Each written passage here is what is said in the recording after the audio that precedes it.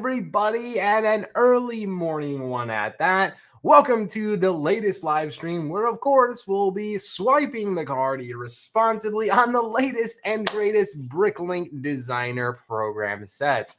Not financial advice. In today's live stream, we are going to be covering all the Bricklink Designer Program Series 5 sets that are about to release for crowdfunding. And it's actually pretty crazy because I have one of these sets in hand early, about 6 months ahead of time in production. So a massive thank you to the Bricklink team for sending that over, and a full reviews up on our channel. And that set is the Antique Shop for those of you who are unfamiliar. But there is including that set, 5 amazing sets that are going to be offered from the BDP line that are officially going to be available for crowdfunding and purchasable today in today's live stream. It is going to get pretty hectic. These streams get pretty wild very quick. So we got a lot to talk about, a little time to do so. Let's discuss. What up, everybody? Good morning. Good morning. We got the farm guy in the house. I want to make my rounds here nice and early for those of you coming in early. Appreciate you guys. It's 8:30 a.m. Central Standard Time. That is an early live stream, not something we typically do. I've already got my morning running. Me and Stella went for a nice little jog for about an hour, walked a little bit, found some mulberry bushes, had some good time. We got Thomas Carter, we got Nick and Bricks. Good to see you, Nick. GG Ghost, Pick Your Brain. What up, what up? Channel member and moderator, Nally. Good to see you, Nally. Can't wait to see you in Chicago. We got Ian saying Adventure in Transylvania, baby. I'll be honest, I'll be picking up a copy of this set. It's too good to miss out. We got Happy Bricklink Day from Brick by Brick, aka my nickname, BBB. Hey, Christos FM. Now to kick off, wait for it. Yo, she's dropping 5 Stud City memberships. Ladies and gentlemen, get a W in the chat for BBB. Thank you for gifting the 5 Stud City members. Appreciate you guys. Welcome on in to our lucky new members. Enjoy early access videos, a members only video every single Wednesday. And of course, the most important, we live stream all the time, every single first of the month, all major Lego releases, highlighted name in green, and custom emojis. It's the greatest perk of all when you're in live streams all the time. So BBB, thank you so much. If you want to join the Stud City memberships and you don't have one already, first link in the description, join. Help support the channel too, and it helps fund these live streams. So thank you, BBB. Much appreciated. Living in ETD and up since 4:30. 4:30 is crazy, BBB. Transylvania all the way. BDP Series 5. Let's go. So jealous you're going. I'm so excited. Dubs. Enjoy the memberships. Not to be sure, continue the joy. Get the membership ASAP. Remember, hit that like button. Thank you, BBB. Much appreciated. Much appreciated. So welcome on in. I actually want to get a poll rolling right away. I can only put 4 things in the poll, so I'm just going to leave off the cheapest set for now. Not that it's not inferior. I just want to see, like, on the higher cost value, are you buying this set? And I'm going to put up a poll. So the first one will be Thieves of Tortuga. All right. We got a lot of time to talk about this. I want to talk about Series 4 briefly, just because I got an email saying mine's going to ship, but I want to see what your guys have. So Adventure in Transylvania. That is a tough thing to spell. English as a second language. What up, Alexandria? Good to see you. Mushroom Village. I actually have the Mushroom House. Somebody already claimed it for Brickworld Chicago for a pretty good deal. So, yeah, if you missed out on that one, they'll go hand in hand. All right, poll is up. Let me know on the poll if you're buying any of these sets. But before we talk about Series 5, because we have a little bit of time on our hand, we got about an hour, I want to talk about Series 4 just briefly because, man, oh man, these bad boys are shipping. So first up, guys, these sets are supposed to be here July of 2025. I personally got the email notification that, hey, we're getting your stuff ready. So I'm assuming they're going to start shipping these out pretty soon. Now, if I'm not mistaken, I ordered 2 copies of the Medieval Seaside Market, 2 copies of the Wild West Train, and 2 copies of the Siege Encampment. And then other than that, I don't think and maybe 1 copy of the Merchant Boat. But I do already have a copy of the Merchant Boat and the reviews on the channel because shout out to Bricklink. They sent it earlier. What up, Chris V? I got the Mushroom House, but not feeling the village. Yeah, man. No worries, Kevin. No worries. So yeah, what Series 4 sets are you most excited for? I personally will be building the Wild West train probably day one. I think the day we get it, maybe not the day we get it, but whenever I get back, I think I'll be on a small little vacay when this arrives. But when I do get home and have some time, funny crease up. We will build the Wild West train. That is one I will be building.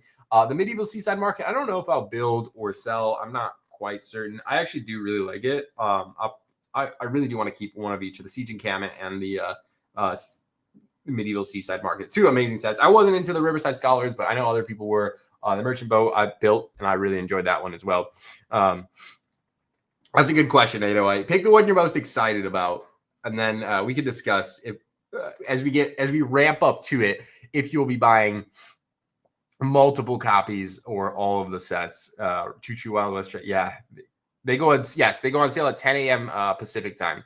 Second time shopping in a shopping chat, first time snagging the Mushroom House, hoping for Mushroom Village and Transylvania. Heck yes, Paulino. Well, welcome back. Thanks for joining us. Glad you enjoyed the last one, hopefully, because you're here this time. So it should be a pretty fun stream. We're just kicking it, talking. The live officially goes on at 10 a.m. Pacific Standard Time, which is my time. No, 10 a.m. Central Standard Time, which is 8 a.m. Pacific. So hopefully that is pretty clear. That would be 11 a.m. Eastern. So for those of you who are kicking it with us, that is what the time frame looks like for today. So yeah, anyways, really excited about that. Series 4 shipping out. Yeah, I don't know. I don't know if I'll build the siege encampment. I think Danny Bob did a review on. Yeah, I think it was Danny Bob. I watched her review on it. It was a pretty cool set. I forget who did the medieval seaside market, but I remember that one being pretty cool. I did the merchant boat. I didn't care too much for the river scholars, but the Wild West train. I also forget who did this. I think it was like racing, like a racing ways or something. I forget his name. Racing Brick. And this set was just, I mean, it's just glorious. So, anyways, really excited for those. In other news on BDP, which is pretty exciting, and sadly, I don't know if it's sadly or not. So, Brickworld Chicago is this weekend for anyone unfamiliar. If you are in attendance or plan on attending on a door day, Code Stud City will get you a nice little discount in those front doors. Enjoy a few dollars off, spend it on a minifig instead. You're welcome. But they will be revealing live the Bricklink Designer Program Series 8 set finalists. Now, trust me, I made a video talking about my favorite ones on Series 8, and there's a lot of good sets. There's a lot of great ones. Hopefully, some of the ones I'm really thrilled about will be chosen, but we'll see. I think I did a top 20 in my eyes that I think I've filmed, but it's going to take place on June 14th. So on June 14th, it's pretty crazy. It's on a Saturday, which is a public day for Brickworld Chicago, and it's probably going to be like midday. So in my opinion, I'm already spending and investing all this money to be at Brickworld Chicago public. I'm displaying stuff. I'm going to be engaging, doing a whole meet and greet at our table and station. I don't think we're going to go live for the unveiling. Also, Bricklink is going to be live at Brickworld unveiling these sets live. So I think CPA is going to be live streaming that. So go watch that one. Unfortunately, we won't be covering it, which sucks, but who knows? You never know. Christo's full of surprises. Maybe he'll do something. But in looking in the foresights for the future, crowdfunding is a year away on that. So literally, to be able to purchase, like the stream we're doing today for Series 5, we will not be able to purchase these for crowdfunding until next year, literally 12 months from now. And they will not ship until November 2026. So we have a lot of time to talk about this. It's more the sense of just like, this is so far in the future that it's not too bad. So anyways, that's kind of where I'm at with that one. BBB says, can we use Rakuten for this buy? I forget. I don't think so. I might add a keychain to my order to test it out today. Put a keychain in the Lego cart and then order the BDP sets and see maybe Rakuten will ship it. I guess I won't finally know until 6 months later when these actually ship out into production. But yeah, it's worth a try. It's free to do, right? Join the Rakuten link in the description. Get your nice little sign-up bonus. But I use them on all online orders. Now it is not in 20 minutes. It's in we're about an hour and 20 away. Hour and 15. Better be the dragon the farm guy. Oh man. I'm so wanting that dragon. You have no idea. Paulina says, I love the Hanwhas. Hanwha says, heck yeah. He is quite a collection. I mean, it's for an audience. The BDP program is pretty clear that they're, designating sets to, untraditional Lego sets to speak to different audiences. And I think that's it, right? Like, I'm not interested in many of, a lot of the sets that are made. So I think they're doing their job, right? I think everybody's interested in different things, which is pretty cool. So yeah, credit card hit hard with the pre-orders today, and Series 4 getting charged. Did Series 4 get hit? Let me check if Series 4 got hit my card. Series 4, I'm so excited about. That's going to be an expensive one. That is probably $1,000 order for sure. Yeah, for sure. Yeah, the CC is getting pretty swiped heavy with Brickworld about to roll in. So, woo-wee, it's going to be a fun time. So, anyways, yeah, Series 8 kicking off. That'll be pretty fun. I will post some pictures whenever those designs are chosen over on like Instagram and probably YouTube and Discord. So, hopefully we can talk about it. And then I'll do a follow-up video coming that Monday discussing what the heck just happened. I mean, there's so many good sets. Fingers crossed. I actually don't remember. I'm going to go, top 20 Lego BDP Series 8 sets. I feel like, yeah, there we go. There we go. Here we go. Is there going to be an ad? Oh my gosh, there's an ad. Okay. Let's wait away from the ad here. I don't remember exactly. What up, Ostigo? Another channel member in the house. Good to see you. Good to see you. Here we go. So looks like Cristo picked out some top 20 sets here. Let's just go to the top 5. Okay, so number 1 for me is the Dragon Attack Fire set. Number 2 for me was this Capsule Tower, which to my knowledge is bringing to my attention, is based on a real design in Japan. Maybe that's why I love it. I love Japanese architecture. Also the Japanese Hot Springs Fire, the Wayfarer's Village Fire, this one's amazing. Mind the Brick. Oh my gosh. I also like the Mountain Kingdom by TLG. I love this designer. He's so good. The Great Temple of Artemis. That one's fire. The Cherry Line Trainer's fire. What else do we have? Victorian Railway. That was pretty cool. The University of Science. I mean, this set just needs to be made. That thing is so sweet. Railway Station was cool. Railway Museum. Clock Tower. Yeah, there's so many good sets. So hopefully one of those 20 sets that I listed in that video is going to be made. I'll be happy if just one. So if you guys remember when we live streamed the Series 7 reveal, I made a top 5 video, and the sushi restaurant was in my top 5 and it was made. So I guess I can't be too mad. So that's pretty hype. But all right, guys, now let's kick things over to start talking about Series 5. I think it's almost time. Papa Trip says, good morning. What time you head into Brick World? We stayed at Columbus, Indiana last night. Yeah, man, I'm heading out fairly soon, bro. Dragon is great. M-Tron, I'm with you, man. I don't know what time we're gonna get there. I think I'll probably be there around maybe 5 p.m. Central Standard Time. I think that'll probably be the aim. I was still tentative about going today, but I feel like there's just some things I need to attend to out there that it's worth the while to be out there. So with that being said, it looks like I'll be heading out there. I would argue probably between 5 and 6 p.m. Central Standard Time. I'll be out that way. I don't have a hotel room yet, but we'll get one. I have the Renaissance. I just couldn't get the Wednesday night. So I'll stay in somewhere else for the first night, which is no big deal because it's still pretty calm the first 2 nights or so. So pretty low key. So anyways, good morning from Columbus. All right, let's roll into Series 5. Let's talk about it. All right, we officially have 1 hour and 12 minutes to be able to swipe the card. What set do we want to talk about first? We got to leave the most expensive for last. Let's talk about the Mushroom Village. I think this one is an easy discussion because let's talk about Mushroom House first. So here we go. So the first one here is the Mushroom House. So the Mushroom House was a Series 2 set, if I'm not mistaken. Let's go back series. Current series. Oh, no, go back. Past series. Oh, so series 2. So the Mushroom House by Jonas Cram was a series 2 set that sold out. It was one of the only 2 sets in that series that sold out. With that being said, yeah, okay. On eBay, the set retailed for $90, if I'm not mistaken, and the going rate is like $150 to like $170. Pretty typical. I feel like it's commonly been selling for like $160. I think it's a fire set. I have one for my personal collection already. I have a second copy. I actually have a buyer at Brickworld, actually a friend of mine. I'm giving him a pretty decent deal, $150, cheaper than what you're going to pay online with taxes and shipping. So anyways, I feel like it's, arguably pretty fair. But anyways, I think it's a fire set.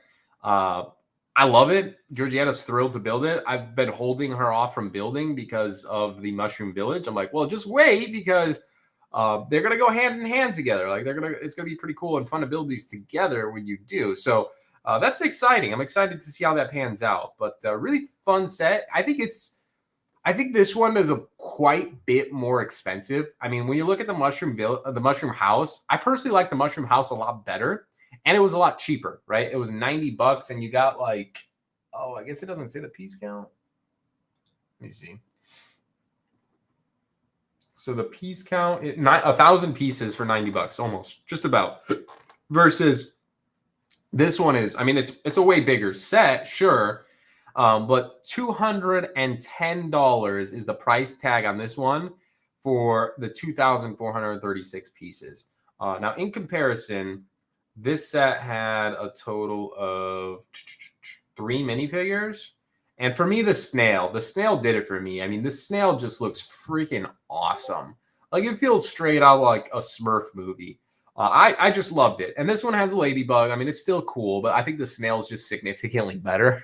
And I think that's why I was more drawn to it. But not taking anything away from this set. I think it's cool. I just think it's kind of expensive. Like, when you look at the grand scheme of things, like, it's $210. And it's like, in my eyes, if I had, $250 budget to spend on a Lego set, would I be buying the Bricklink Designer Program Mushroom Village, or would I just buy a Lego set that's officially offered from Lego? And I always put it in the realm of like a Lego modular building, because when you're in the $200 range, you're in comparison to a Lego modular building. So for me, this one is a little bit of hard justification when you're comparing it apples to apples, and that kind of just speaks to like the beginner friendly Lego collector, right? Like, if you're new to Lego, you're new to collecting Lego, you're looking for your first Lego set, is this one you pick up? And I don't know. It's a hard answer to put on the face value. I would say it just depends on your interest and stuff. I think the Lego modular building will have more of a building experience than the Mushroom Village. I haven't built this, so I guess maybe it's terrible advice, but I just think it has more to offer given the price tag and just the reputation that they hold versus something like this. However, that's for the new Lego collector. If you're a seasoned Lego collector, advanced, you've been collecting Lego for some time, you want some different, some unique builds, something that's, I guess, a little bit more exclusive, this might be right up your alley. Or you already have the Mushroom House and you want it to coexist with it. I mean, it is a beautiful looking set. I don't love the dollhouse style back, but I think for this set, it works. Like, it just goes. It's a beautiful village style. It's pretty sweet. Now, I still just can't get over that price tag. However, keep in mind, this one has more minifigures. So it does come with a total of 7 minifigs. But I'm always going to sit here and argue, like, they're Bricklink Designer Program minifigs. If I'm not mistaken, all of the pieces are, relatively cheaper. They're not getting like exclusive prints or anything like that. Correct me if I'm wrong there. I know the program's changed significantly here in the past. But here we have this like little wizard character. We have some, I mean, they almost feel like hobbits out of Lord of the Rings, kind of. But it's so cute. I agree. It is a cute set. If Mushroom Village was cheaper, I'd pick up a third set. Popcorn truck. Yeah. Okay. Yep. That makes sense. It's expensive. Like, it is all right expensive. Now, I just, in my opinion, it is an expensive set. One of the higher tier ones. So if you guys also notice, the Bricklink has stated here that all sets will receive, in order to be created, they have to sell 3,000 copies, which I think will be easily done. And then they cap it at 30,000 copies, which we'll talk about in a little bit, because it seems to be that may be changing here for this Series 5 launch round. So interesting enough, we'll see if that actually happens. I'll be paying close attention to that and covering it in today's video. But anyways, yeah, $210. I mean, it comes with this large carrot. I think that's a fun little build. It's actually really funny. Like all the vegetables are so big, and all the like you could really just imagine that like these are supposed to be like anticipated as like really miniature people, characters inside of this mushroom village. Like the flowers are oversized, the insects are bigger than them. The fruits and vegetables that you would like us would hold in our hand are like the size of the actual person. It's really cool. It's a really cool concept. It's fun, but man, oh man, that price tag eats me up. It's expensive. The other thing I want to mention is that like Bricklink Designer Program stated that they're potentially doing more than 30,000 copies because of how many fans are going to be enticed over the Series 5 sets. They want to make it more accessible. Listen, if we're going to talk about accessibility, offer us better prices. And there's so many things. I know it's tough. There's never a right answer, but oh man, it hurts seeing this price tag. It does. It really hurts. But in short, if you're looking to invest in this Lego set, looking to add it to the collection to coexist with the Mushroom House, I mean, this is going to be a great start one. It is. So anyways, with that being said, I will for sure be buying one copy of this set because I have a personal one of the Mushroom House. So I will have the two paired together. With that being said, let's talk about the next one. RIP investment values. Yes. Quinlan, good to see you, man. Painfully so. I think the Bricklink Designer Program, it's not dead. Nothing's ever dead. But it is significantly rolled over with a truck for investment values, which is, I mean, it's all right. Nothing lasts forever.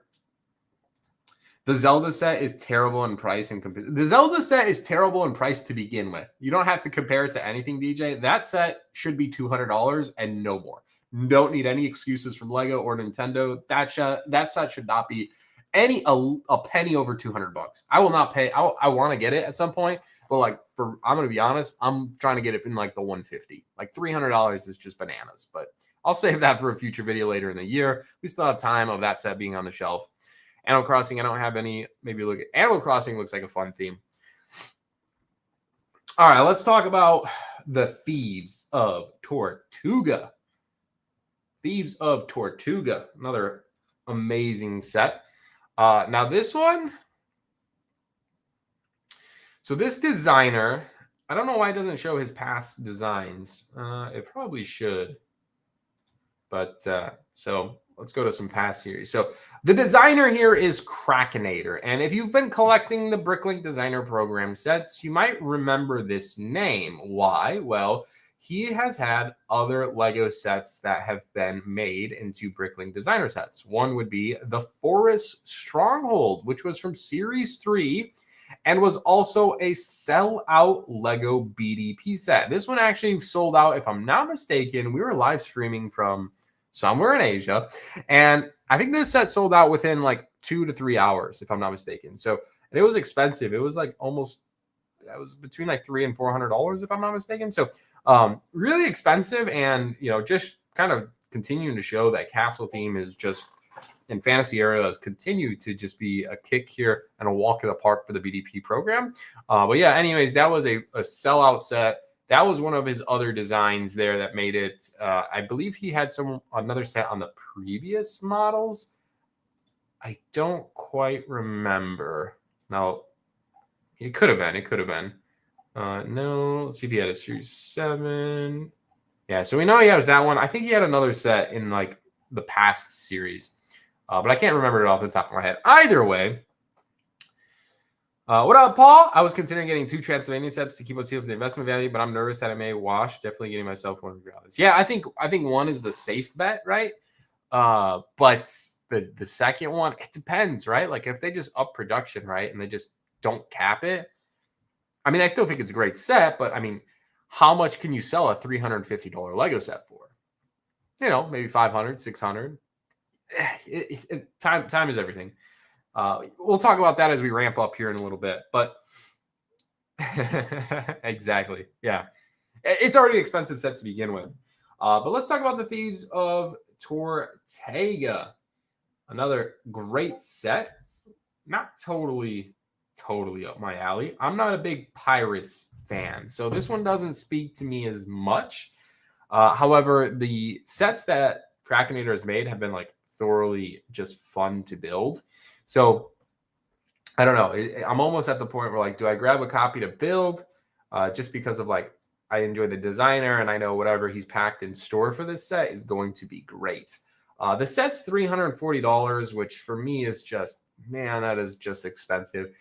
I just kind of compare this set to the Pirates of the Barracuda Bay. Let me see. Pirates of the no, not Pirates. I don't know how to spell it. Barracuda Bay. Yeah, here we go. So for me, this is like truly a tough kind of way to go. So this set, I think this was $250, or maybe it was $200. Anyone remember? So this is a Lego idea set. So I'm putting it in the same perspective of the Bricklink Designer Program. You know, kind of similar, kind of different. Brand new. It looks like you can get one for about $400, $200. Dang, dude, it was $200. I think you're right. I think it was on sale for like $150. Oh my gosh. It should say it here. Hold up. Let's see. Oh, it just says retired. Let's see. Let's fact check this. Brick set will have it. Used. Does it say the MSRP? Why does it not say the MSRP? Like that is one of the most critical pieces of information. MSRP value. Brick Economy should say it. So this one released, I thought it was like 2020. Yeah, $200, man. Okay. Granted, this was quite some time ago. I think it was 2020 release, and it was on the shelves for like only like a year. And I think he retired in 2021. So like 2-year shelf life. Okay. So with that being said, the set retailed for $200. It came with, I think 2,500 pieces for $200. And even in modern day, you could get this probably, this is just me randomly looking, and it even says or best offer. I'm sure you can haggle and find one for $350. Okay. Personally, if I'm a Pirates fan and I don't have this set, I can get this Crashed Course Barracuda Bay or a pirate ship because it's a 2-in-1 build, or I'm getting the Thieves or Tortuga at $340. In my humble opinion, that I missed out on Pirates of the Barracuda Bay. I'd rather just buy the Pirates of the Barracuda Bay at $350 than the Bricklink set. If I have the budget of $350, right? That's where my head goes. That's where my head goes. I just think the prices of these, I don't care how many pieces are in them. It's just expensive. And this one definitely sees the price tag of being expensive. I think at $300, this would be a little bit more justifiable in my eyes. I mean, Lego's continuing to get more expensive and stuff. So I'm the wrong person to talk to because, you know, if this set was $200, I'd be sitting here arguing it should be $150, right? Like, I'm a Lego deals channel. Like, no matter where we go, the direction this channel goes, I'm always going to be talking about Lego sets should be cheaper. It's just what I believe in. It should be more accessible to everybody, myself included, and you guys that are watching. We're the buyers. I always want Lego cheaper, and I'm never going to sit here and be happy about the price. So, with that being said, I think this set should be no more than $300. I think $340 is just way too far. And especially when you're comparing it to a set that is infamously famous for being one of the best Lego pirate sets on the market. You can buy this retired Lego set for probably around $350, $375, $380. Yeah, $350 might be a little stretch. I just would rather get that one. That's my thoughts and opinions. I'm not taking anything away from this set. I think it's great.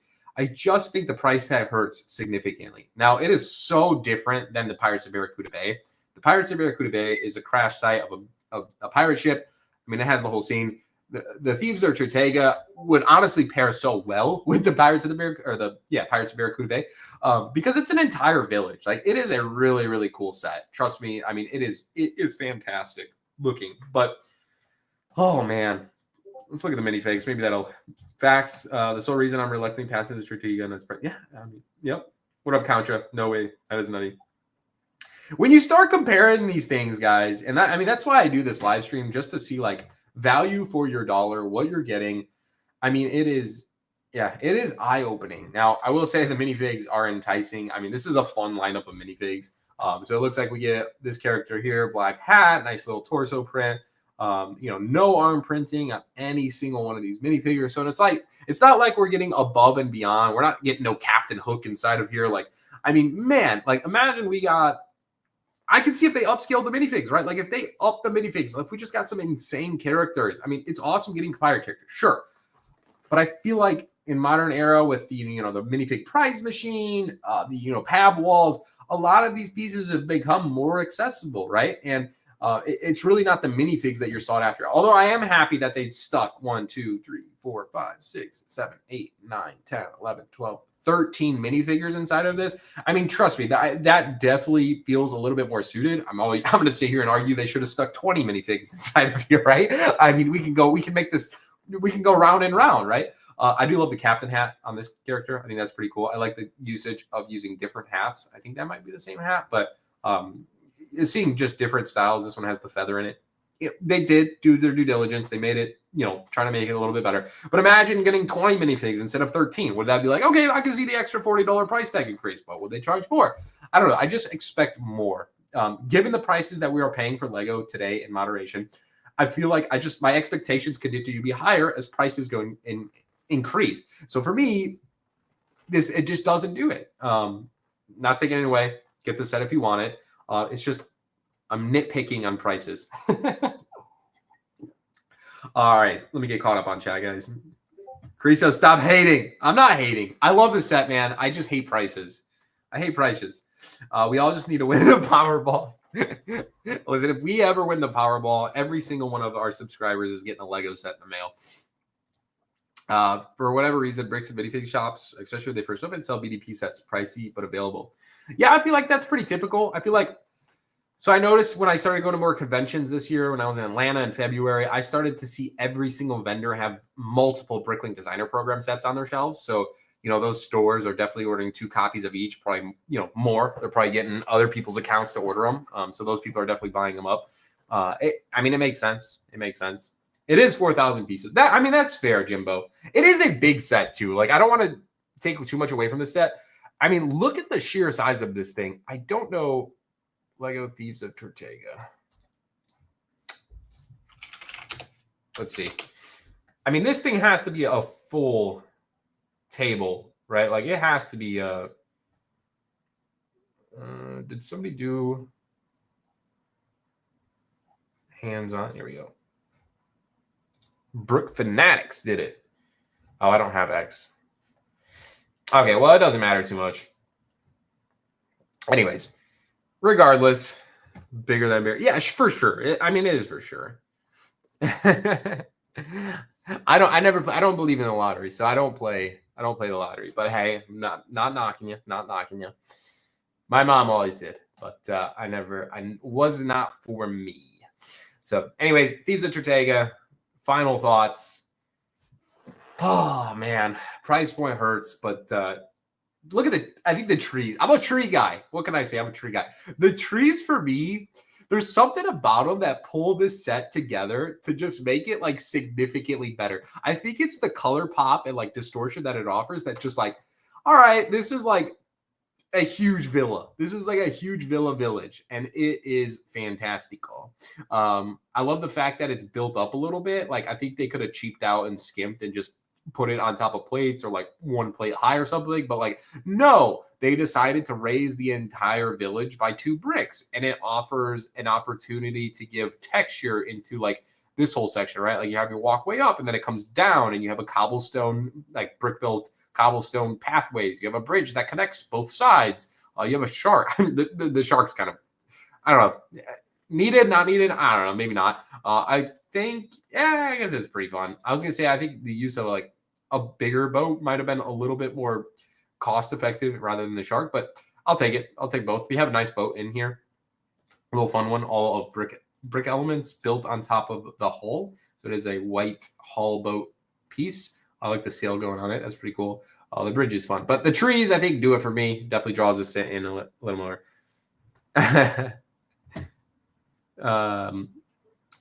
Yeah. I guess 2 to 3 days. Yeah. Yeah, no worries. I'll be testing it out. I'm going to order a keychain, Robert, from... I'm going to order a keychain and see. So technically, we won't know if Rakuten hits this until like 6 months later when these ship. So if you use Rakuten tonight, well, make sure to use them. It always helps your channel or your account, right? They always offer savings. I don't see why they wouldn't. At minimum, it'll be like the smaller percentage, like 1.5 or 2.5% cashback. A good tree really makes a set. I agree, Jimbo. A good tree does really make a set. So, anyways, yeah, we'll see if Rakuten stacks up. I'm sure they do. If you're new to Rakuten, there's a sign-up link in the description below. You get $30 when you use our link and make your first purchase of online purchase of $30 or more. They have awesome sites like Lego, Macy's, etc. But hopefully that helps you out. But it would make sense to me that they do. You're going to add this to your Lego cart, so hopefully that does it. But a good tree really makes a set. Good morning, Alwyn. Welcome on in. We're talking Thieves of Tortuga. Just price point. So, all right, I think that's enough of the Thieves of Tortuga. 4,002 pieces compared to the Pirates of Barracuda Bay. Let's go on. We got 3 more sets to talk about, and time is moving. Before we talk about the next set, I think I have to mention this note right here. So, the love for Series 5 has blown us away. We know it's tough when sets sell out before you can get your hands on them. So we wanted to team up with our manufacturing friends to make more sets available. More sets, more money. This may not be the case for future sets, so don't miss out on your chance to get it on the fun. So basically, they're saying, I think it's clear that the Adventure Transylvania is going to be, this whole wave, I think this is arguably the best wave. I think there's something in here for everybody. If you're a modular fan, you're getting the antique shop. If you're a castle fan, you're getting Adventure in Transylvania. If you're, you like some of the fun, like, Dreams themes, Ninjago, Friends, the Mushroom Village is going to speak to you. Pirates, Call Back to History, Popcorn Wagon, Lego City Builders, right? Like, I think there's really just a set in here for everybody. Maybe not everybody in the fact that, like, you want every set, but there's something in here for the masses. And I think that's why it's so popular, and all rightfully so. I just wish they did cap it at the 30K mark. I think it's well known, this set. I have mixed emotions here, right? Like, they're trying to make it more accessible to everybody. I put out a video about this. I already made my statements and claims, and I opened up the floor in the comment section. Everyone, my take is not going to be your take, right? I look at things differently, which is okay, right? We're a completely accepted community here. But in my eyes, one of the things I loved about the BDP program is the fact that it was the one time in Lego that we're getting something a little bit more exclusive. We're getting limited sets, right? 30,000. It used to be 10,000. At some point, it was 20,000. Even at one point back in the day, it was 5,000. So a lot of things have changed here, but 30,000 copies is a significant amount. I think it's very significant given the fact that, most of these sets linger around for many days available for purchases. And I think we live in an era where we all have accessibility to online, a phone, the internet, at a library, whatever it may be. We all have accessibility, especially within a 48-hour, 24-hour time period. So with that being said, in my eyes, it's a little frustrating to see, like, we're going to raise the cap of sets when, if you wanted this set bad enough, if you wanted it, you would find a way to be here for the pre-order at launch or within the 6 to 8 hour window. And I think basically if you're within the 6 to 8 hour window, it would almost guarantee you 99% of the launch is a Bricklink Designer Program. I think we had one set here in the last year and a half, which was the Krakenator, who designed the Thieves of Tortuga. It was that castle, the fortress, right? The castle, the fortress. I think I would sell that within 2 and 3 hours. But that is one example. But I think if you wanted that set bad enough, you would be there within an hour and a half. You don't have to be there right at the second, but if it meant that much to you, you would find a way to be there, right? So with that being said, I'm a little frustrated in that perspective, right? And also, if you want to talk about you want more accessibility to Lego fans, make the prices cheaper. Make this available. Don't make this available for only a month. Make it available for the entire year. Don't make it exclusive at all. Like there's so many things that like counterpart to it that it just it is what it is, right? So you're never gonna have a right answer. It's always gonna be conversation around it. But that's my thoughts there. It's Tortuga, but we totally know what he's talking about. Did they tell us the number sets they're going up to? Sorry, just joined. Hey, what up, Nico? Another channel member in the house. Good to see you, man. So we don't have an exact number that BDP has given us. I think from a couple forums that I read where if a set is lagging, and I mean lagging, what I mean by that is like, for example, say the adventure in Transylvania is not doing so hot. Say it's, we're peaking out and it's only 10,000 copies sold and we're, getting towards the end of the month, right? But Antique Shop sold out instantly. Maybe they'll allocate 10,000 copies of Adventure Transylvania to the Antique Shop. So 40,000 potentially will be made. That's how I interpreted it. However, I'm not saying that's the case, but that's how I interpret it to be. So like basically, I think they would still make up to what 150,000 Lego sets. But I guess I don't know. Because like say all 5 of these sold out instantly. Would they make more?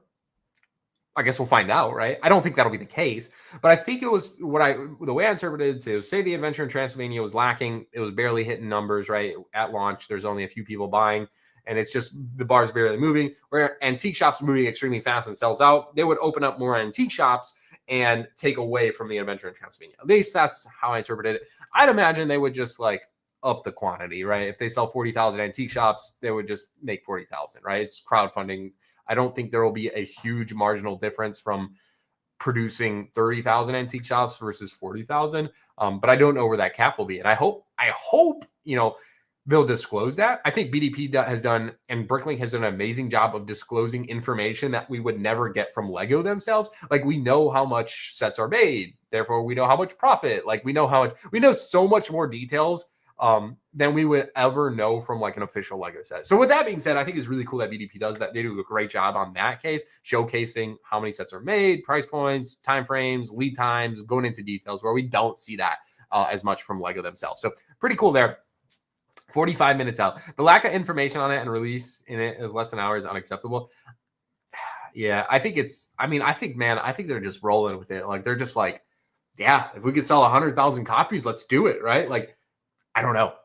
That's how it feels. As a fan, as someone that I haven't questioned the people in charge of BDP yet, I haven't had the conversation, which is on me because I have access to it and I definitely could ask these questions. And that is 100% on me. That's my lack of due diligence. I've been pressed for time. I just got back from a significant family trip that I was back home in Greece. So that's on me. I ran out of time, but I do apologize, but I could definitely get those answers. And especially being in Chicago this year, I could line up something. Even if you guys want to do a live interview with Alex, who's in head of BDP, I'm sure I can see if he has the time and capacity. I think if you guys ask questions, or even if I brought questions, he would for sure be. I mean, he's an amazing person. He's great leadership for the BDP program, and he's definitely taken it like all in, right? Like he's all in on the BDP program. So I give a massive credit to him. He's been tunnel vision ever since the launch, and it's crazy to see how much this basically feels like a startup company from Lego has progressed throughout the year. So credit when credit due. It's an amazing job with the program. I'm nitpicky on many things, and we're always critiques, right? We're our own worst critiques, but we're always criticizing. But you have to take the positive with the negative. They've done a fantastic job with this program. Be mindful that this thing did not exist years ago, and without the Bricklink team, we wouldn't even have this opportunity for you to design a set, potentially get rich making a set, and us to buy sets that probably Lego would never make. So really cool. In the grand scheme of things, we're very thankful for this program, but it could be better. There's always a but, right? Anyways, you get to talk to heck yeah, I know. I'm very fortunate. But yeah, anyways, I will definitely ask that question in Chicago this year. From a business point of view, it makes sense to sell as many. John, it makes total sense. from a business perspective, like you're already launching this. Like I said, what difference is it to sell 30,000 copies than be like, let's up it to 50, right? Like I don't think it'll be super different. So it just makes sense. Also, get your votes in on the poll. I'm gonna wrap that poll up. I'm interested to see what set you're most interested in from Series 5, and will you be buying it? So get that in. I'm excited to see what you guys have to say. Let's talk about the next Lego set here, and this one is one that I have a review video up on our YouTube channel, and very fortunate that we got to build this one early, have it in hands early, and share it with you. And again, that would not be possible without Lego and the BDP team. So thank you guys for doing that. They literally handpicked this set, and I showcased it in the video. They literally handpicked every piece and placed it into like little baggies just to get this early, so we can have a review video before everybody was buying it. So shout out to everyone that watched the video. Shout out to everybody that has just handpicked this set. I don't even know who handpicked it. Shout out to BDP, Lego for gifting it. I mean, it is amazing that they've done that to get this early. So anyways, that is up on the YouTube channel if you guys are interested in watching it. Before, yeah, double land there, yeah. But it, for me, and I'm not biased here. The fact that I have it, I was intending on buying one copy for myself to build this regardless, because in my eyes, we have not seen a set like this in years. And the best thing I think, when I think of this set, here's what I think of. So my uncle has a few of these. So here's one. Here's one example. Blue,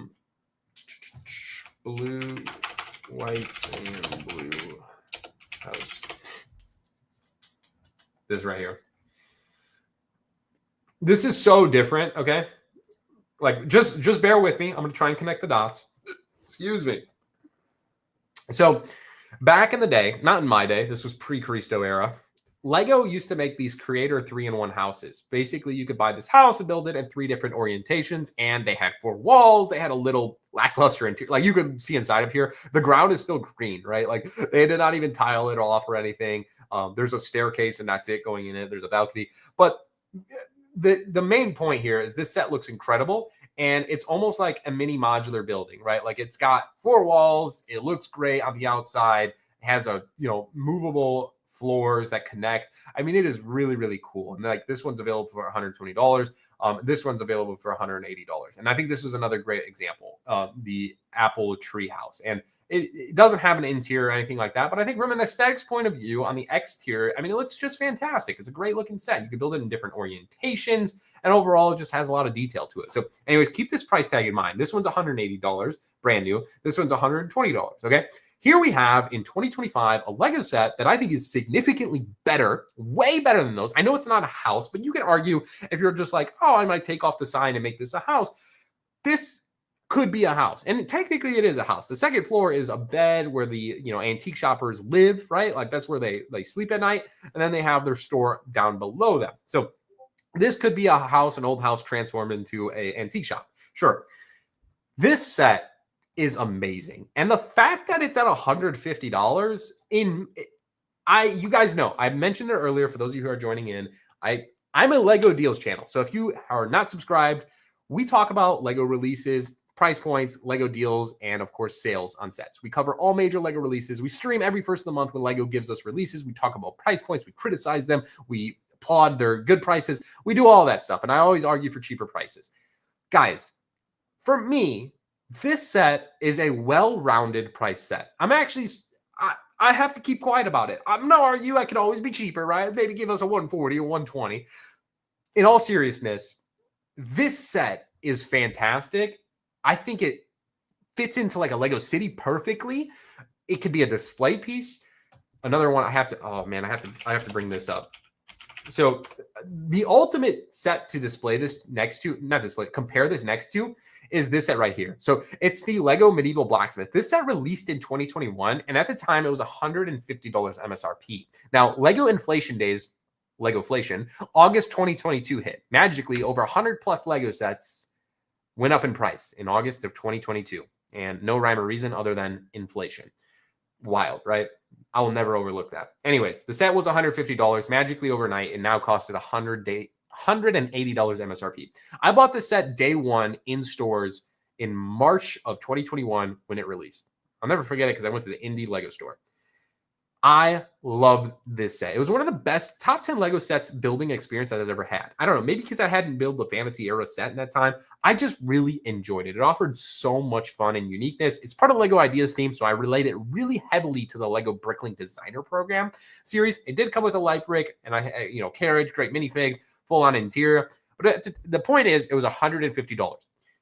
When it retired, it was now $180. So that set came with 2,100 pieces. Okay. Now the antique shop here comes with just under 2,000 pieces. So honestly, pretty close, about 200 pieces less. And it's cheaper than that set. Now I will say the tree was better in the medieval blacksmith. I'll give it. I'm a tree guy. I'm a sucker for a tree. This set, man, hats off to the BDB team. I think this set, and the one guy, Steve, I failed to get an interview with him because I was, traveling all over through Europe. So I do apologize there. And I had the opportunity, but maybe I could get something after in line with him with Brickworld just to talk about this even after the fact. But truly, this set is incredible. And when I compared it to some of the, creator sets here in modern day, the interior is jam-packed with details. Like it is just jammed. Like all of this antique shop stuff fits inside of here. You can remove it. Look at the space, the Benny here in black and white. I mean, how cool is that? You have a sewing machine. You have callbacks to different Lego themes. So fun fact here, this set was originally designed to be, I don't know the correct term for it, but a hat shop. I think that one guy, Steve, I think he always had a draw to hats, and he designed the set to be a hat shop.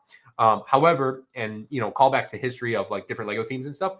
But as he redesigned the set a little bit, he incorporated some of the hats from, classic themes, including fantasy area, have some knights in there. So anyways, still fun to get that stuff. And it's still turned into an antique shop with tons of really cool items, but having classic space, a globe inside, TV, retro TV, clock towers. There's a pirate ship in there, record players, lanterns, chess table, different pots and pans, pottery, and all the different hats. So it is really cool. So in my eyes, this is, for the price per value, I think this is probably the best set that is offered from the BDP program in Series 5, let alone the rest of the series. So it's definitely a niche audience. It comes with a total of 6 minifigures, 2, 4, 5. Yeah, 5 minifigs plus the baby. And then you also get, I think, 2 birds. I think there was a cat. Was there a cat? I don't remember. There's a blue and red bird. I think there was another animal included in here. I actually don't remember. Yeah, maybe not. I don't remember. Yeah, there's a cat because there's a... in the top floor, there's a cat bed right here, and I think he hangs out right here. So, anyways, really fun set. Anyways, that's my thoughts on that one. Hat shop or a millenary or haberdashery. Yeah, it might have been a haberdashery. So thank you for correcting me there, chat. Appreciate that. So that's my thoughts on the antique shop dub set. Let me know in the comments. Are you picking this one up? Do you think it's a good price point? Am I overhyping it? Am I overhyping it? Or is it priced right? I mean, I could always argue. I think 120 would have been like, sheesh, let's wrap this baby up. Or 130, comparing it to the Viking Village set that's on the market, maybe 130. I think the next series is pretty bad unless you're a castle or city building. I haven't looked at it too much. All right, let's talk about the next 2 sets here because we are running out of time, ladies and gentlemen. We're officially about a half hour away. Oh my goodness. Priced well, in my opinion. Okay, so I'm not over the moon about it. Good set, good price, good to buy. Thank you for him, guy. I appreciate it. The price point is great when you consider Lego price. Yeah, I think that's the biggest. When you compare it to other sets, this set is priced very well. I mean, the only other example I'm going to throw is the Viking Village, right? That set's $130. It's a Lego icon set. It comes with like 2,200 pieces, if I'm not mistaken, and it's $130. So if you compare it to that one, it's like, all right, maybe we could have got a little bit cheaper, but hey, pick and choose. 120 to 30 would be much more enticing. Price, okay. Yeah, I mean, sure. I'm going to sit here and say, I think 130 would have been like Sweet Zone. Like, boom, everybody's, that's sell out instantly type set.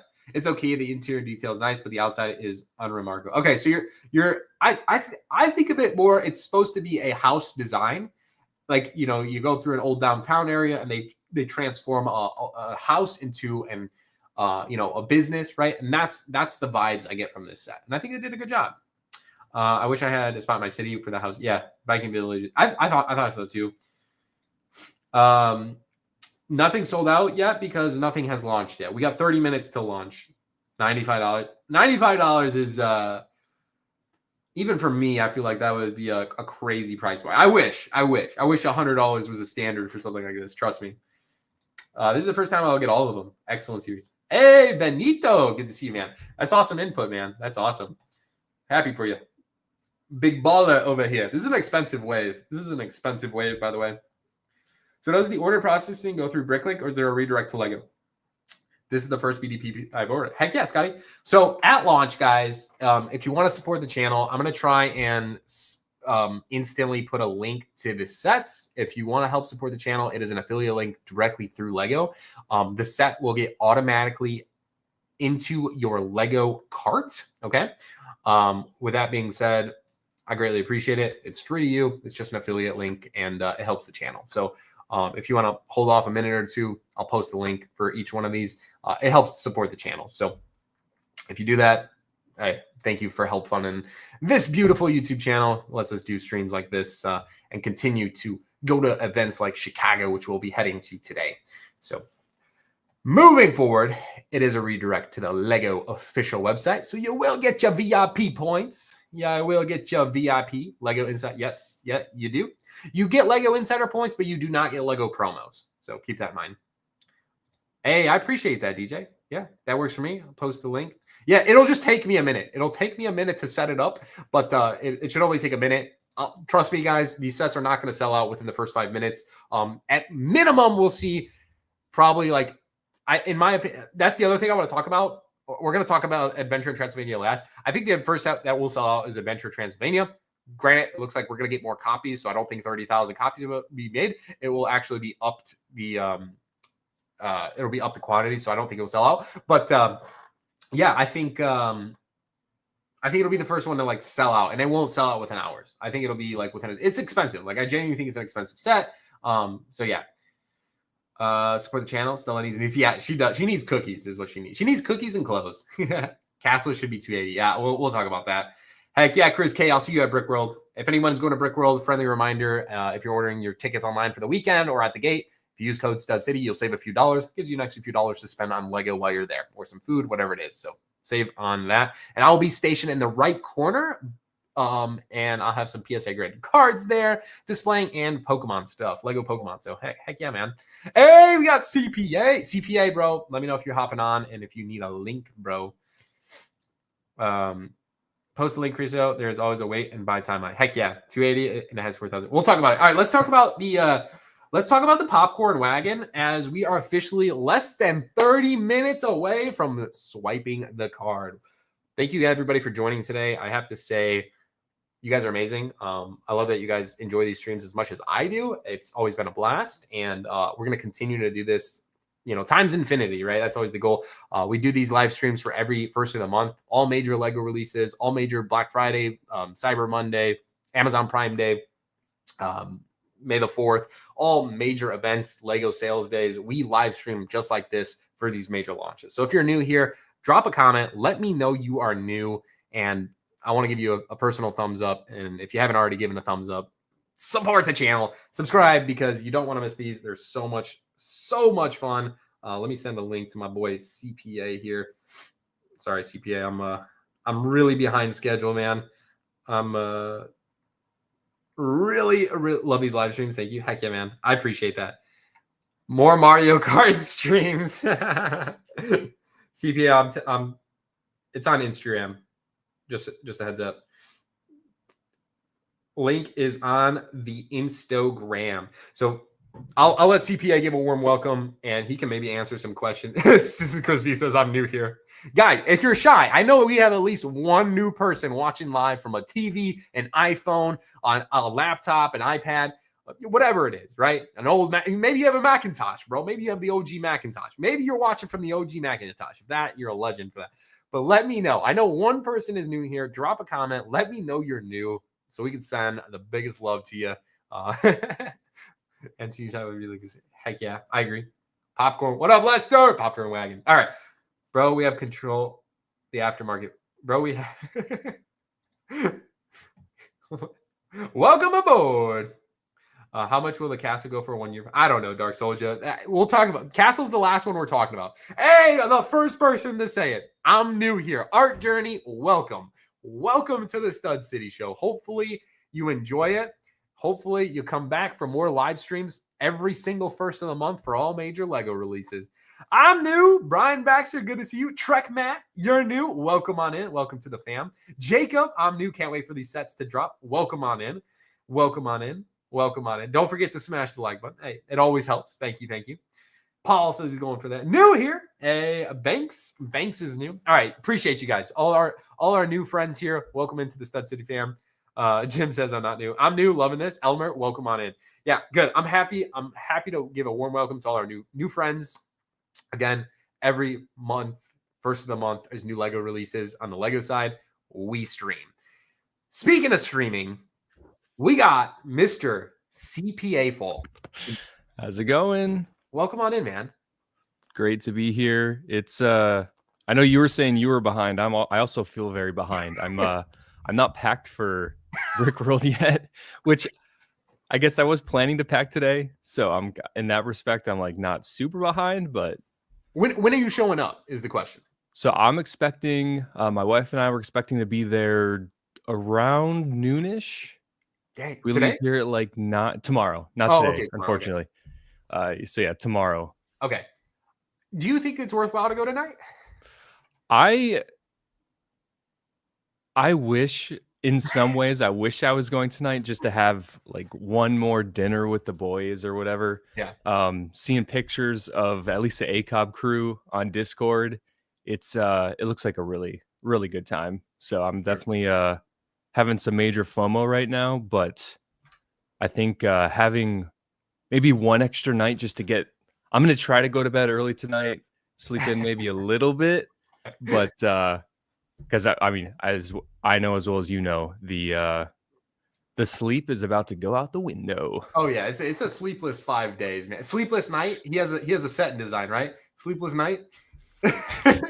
Sure does. That's what it's about to be. That's what it's about to be. 100%. I think I have some of the same thought process. I mean, I honestly I think I'm going to show up today, but it's just there's a couple things I want to attend to out there, but like I think at the very least tomorrow's way plenty of time. Like I think it is. I think by Sunday I'll be like I'm ready to go home. Right? Yeah, because remember last year it felt like Wednesday through Friday felt like its own week. Yeah. And then Saturday and Sunday felt like its own little, because that's when public shows up, and it feels like in some respect to me it felt like a completely separate event. Just because you got the private public craziness of both, and it's just it's a blast, dude. I'm with you. I'm with you there. Now I want you to talk about here while we have you. Saturday is a public day, and is actually a huge thing because we're on the Bricklink Designer Program, and you'll be kicking off a massive event. Yeah, no, I'm super excited. It's gonna be interesting. We're just gonna I want to keep it as community oriented as possible, just with the spirit of the BDP. And I'm very much looking forward to everyone else seeing the designs, the finalists, and it's just gonna be a blast. In some respects, I don't even know what to expect, just because it's new. Truth be told, we don't have it like it's going to be a similar structure as the live streams, but I mean we don't have it blocked down to like the 30-second block. So in some respects, anything can happen. So it's going to be a blast. Dang. So for those of you who don't know, CPA will be live streaming at Chicago with the Bricklink team.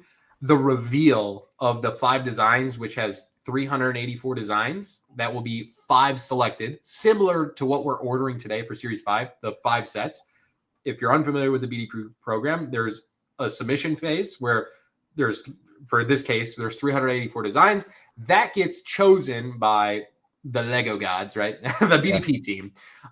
They go through their fan voting, and they go through their, what they can and can't do. And those select 5 sets. And that live will happen at Brickworld Chicago this year, hosted by CPA. So it'll be a lot of fun. Hopefully I can head on over there during that time. It is during a public day, so it's going to be pretty hectic and chaos. And we're going to be in the the West Ballroom, which is interesting to be in the big main room. So I'm hoping that a lot of people show up. Yeah, I'm Fingers sure. crossed, because I don't want it to be, even if enough people show up that would fill up one of the side rooms, it might look a little empty in the big ballroom. But I don't think you have problems. It's a live Lego reveal, right? People want to know. Yeah. You know what I'm saying, right? Like, there's so many viewers during those streams that like you can imagine, but yeah. Timely wise, it's during a public day, which is tough. Yep. Yeah. And there's a lot. Thankfully, it obviously doesn't conflict with the Ninjago. I think the Ninjago one is right after. What? The monstrosity reveal? Yes. Or the panel?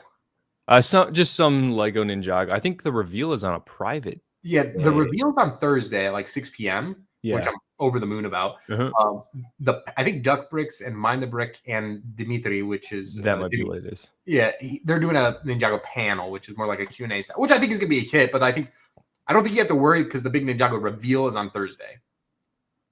Got it. So, yep. But yeah. So, man, I've also been I've been talking about all the BDP sets throughout today's stream, and I haven't got to the Popcorn Wagon, and then saving the best for last, in my opinion, the Adventure in Transylvania. So we got 20 minutes. Let's hit Popcorn Wagon. Let me hear your thoughts on it. Yeah, so I remember looking at this one when I was in the live stream, kind of what's coming phase, like what do I think is going to make it, and I know this one slightly flew under the radar, but also, I mean, I know as well as it's very likely that at least one small set is going to be selected and picked. So it was always kind of on the back burner as this might be one of the small ones that gets through. But I mean, for $55, it's always super easy to just throw these in the cart if you're already making an order. Yeah. So it's a fun little build. It's got 3 minifigs and that little teddy bear. But I mean, all in all, it's a fun little build, and I think to those people, to you, if you have a cityscape that you're building and you're trying to keep it Lego official sets, this thing is perfect just to put in a fairgrounds or a park or something on the street, anything. Yeah, there's that, and then I feel like the one thing that they did with this set that made it more expensive is they made truly like a display for it, right? So like you don't need a Lego city to do exactly that, right? I can kind of go both ways here. Would I rather not have this like glorious, definitely like a $15 extra display stand, $15-20 into the cost, and just got a nice popcorn wagon with the figs, right? Like kind of like a Lego city set. You know what I'm saying? You can swing both ways. It's going to go, some fans would be like yes, some fans would be like no, I want the display. It just depends what you're going after. So I get it. There's a balance. Sure. I want to say the original design had the plate did on it. I think it did, but it was like significantly less. It was just like, if I'm not saying it was flat, like it didn't have these like, I don't remember it had a lamppost. I'm looking at the guy's Instagram right now because that's typically once pictures and stuff go final, they scrape all the original designs from the website. Here, let's see. Yeah, that's a tough part. Yeah, I missed out on the Snack Shack. That one was, how much was the Snack Shack? Wasn't it like $40 or 50? I think it was 50. Typically the cheapest they go is that $49.99. But I do thankfully have that one. I threw that one in the queue. Okay. Yeah, that was a good call. Coop says $50 on the snack. Thanks, Coop. Coop, live from Brickworld. Is Coop right? He's live. Yeah, he's there. Yeah, he's there. Coop, I'll see you tonight. A lot of them there. Type.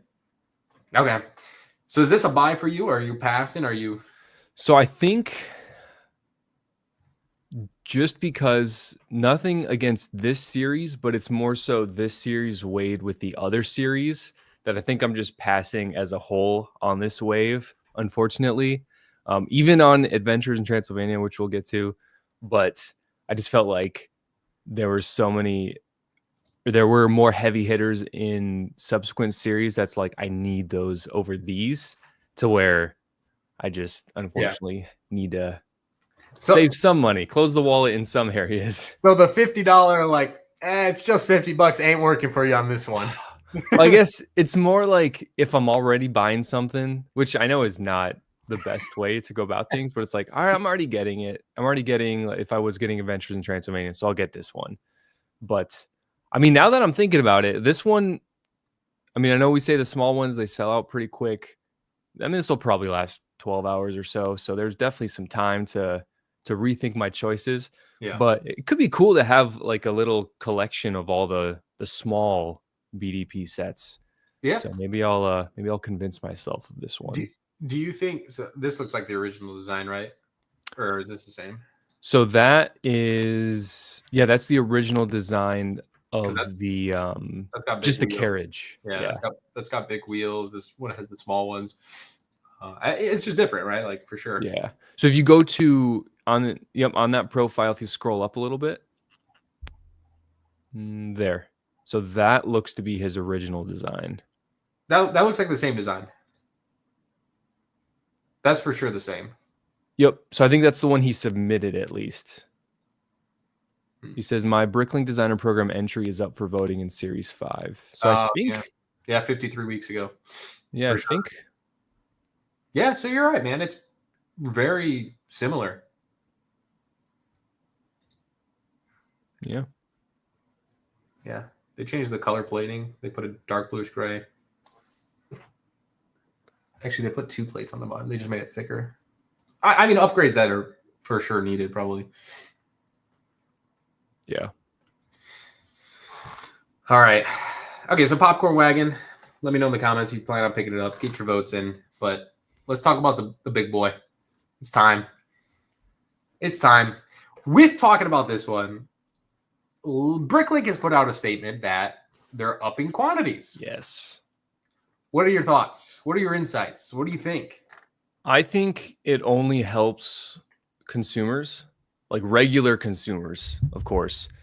And as I'm sure you've seen, as I've seen over the past 5 series for the BDP, the aftermarket has softened up tremendously. Big time. And I think when they went from 10,000 to the preliminary 20 and then up to 30, the aftermarket really softened, which for some people, not a good thing. For probably most people is a good thing. Yeah. And with this set, I think it's I mean, it's always a good thing for the normal person that's just trying to get these things at a reasonable price and just missed it or whatever. So I think from that perspective, it's really good. But it'll be interesting to see how quickly they get to that next level, because I know for at least the castle sets, we always assume they're just going to sell out immediately, no matter what the quantity is. People are going to grab them no matter what. So it'll be interesting to see if they, and we don't even know what the actual quantity is yet, do we? We don't. I mean, we'll find out soon, but the only thing I know, like I read a few forums that it's 30,000 copies made, right? And my interpretation after reading a few things was that hey, say antique shop's not selling well, right? And there's only 5,000 copies being or even off the get-go, right? Like very few people are buying. They'll just allocate, expectations of only 20,000 of the antique shop. So the extra 10,000 will go to the Adventure in Transylvania.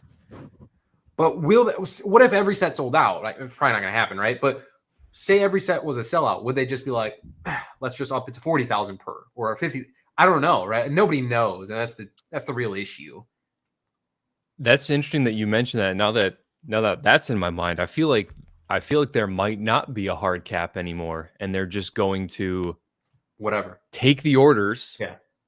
Obviously, well, see, the problem is then you're going to potentially have a lot of angry people if you get 50,000 Transylvania orders and you're only really planning for, let's bump it to 40. Right. So it'll be really interesting to see if what actually happens with this, and if they even put a number Yeah, in just under 12 minutes. Because I was mentioning earlier, like, what is the difference in like manufacturing if it's like, we got 30,000, let's do 45,000. Like, what is the big difference? Like, it's you already have everything in place. You already have, other than a longer process, like a little bit longer lead times on the material, which ABS plastic is cheap, right? Assembling the sets, right? It's already there. It's already in go, right? So it's like it's not probably a huge difference from them to make 30,000 or 50,000 copies. I could definitely see that being the case. I feel like it also depends on Lego proper schedule, like what their manufacturing timeline looks like, because of course Bricklink is taking up space on Lego's plant, and I'm pretty sure all Bricklink parts come from Denmark. I'm pretty sure Alex mentioned that last year when I was chatting with him. I'm pretty sure. So they're taking up space on that manufacturing timeline, and yeah, especially with picking stuff, putting stuff into separate bags, boxes, and stuff as well. So yeah, I think it just depends on what their timeline. And it sounds like with what they mentioned at the top of their banner, that they have that extra capacity this time around. So, I wonder. Do you know what fact? I mean, you think they come from Denmark? I wonder. Like, now that I'm thinking about it, like, are they all shipped out from Europe? I'm pretty sure they are. On the box, should it tell me the manufacturer? It might. Let me go grab one too. Yeah, I got one right here. So I actually put up a story because I have a few extra BDP sets, but if anyone wanted. But all right, so I have a box right here. I'm curious to see if it will indicate which. Normally in normal Lego sets, they have numbers that'll indicate which manufacturer. So, example, if you get a Lego set, you go to Target right now, and you're in North America, you're in the US or even Canada, you're most likely getting a set from the Mexico factory. I do not see anything about manufacturing. So a normal set has the yes, it does indicate that all components are made in Denmark, Mexico, Hungary, China, Vietnam, Thailand, and USA and Czech Republic. But it doesn't say where this one was assembled. Yeah. Sadly, no. Hey, shout out to Krakenator, though.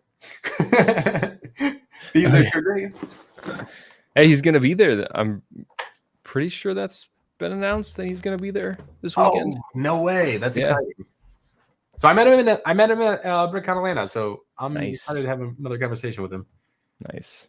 Yeah, he's going to be there, and then the designer of Harbor Master's office. Nice. Rich Herbert will also be there, so that's exciting. That's a fun set. Somebody just said Bricklink email just dropped. What does the email state? I also did not get an email.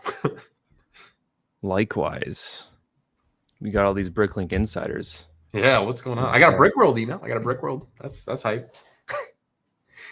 All right. We're getting pressed for time, though. We are 9 minutes away from launch. We haven't talked about it. The adventure in Transylvania. We have not talked about it. So this one from the get-go, it was very, very obvious that it was the front runner. Yeah. And ironically enough, this was up for voting, or this series was up for voting last year to the day, almost practically. I think voting ended on that Friday or something.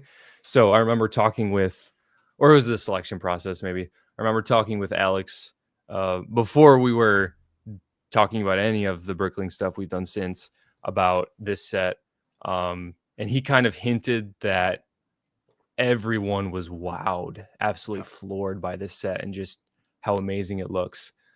So I don't think it's no surprise that this one made it. And I agree. It's so different. Like for a castle set, like, I mean, it's a castle at the end of the day. It's so actually, ironically, it's not categorized as a castle. What is it categorized as fantasy? And let me see. That makes sense. I would put this as fantasy. This is like total. Yeah. I don't think this is a castle. I think this is fantasy era. Let's see the filter. I will be building this set. Like I'm pretty floored that this has been made. I mean, I think I wish we got a little bit more spooky of minifigs. I think Mm. a couple Mhm. ghosts inside of this set would have done it. Like, I think it would have done some wonders. I think it's a missed opportunity. Which I thought he had that like vampire fig in the initial shots, which of course are gone. Yeah, wasn't there a vampire coming out of here? Yeah, I'm very positive. Yeah, That guy. so So okay, so maybe it's not considered a minifig. Okay, so he's a skeleton character with a suited up. So they didn't count him. Okay, that's a win for a fig. But like, man, they should have had like 2 of those glow in the dark ghosts. Those are still in the production, right? They're either still in or they just came back. I think in another set. I don't recall what's public and what's not.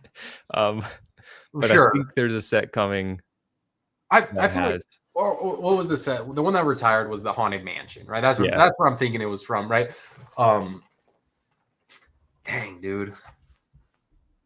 That's wild. Yeah, I think missed opportunity on that. But okay, yeah, the Haunted Mansion coming soon, Crater 3-in-1 has that's it. The Ghost, Frankenstein, and then the wolf or the werewolf.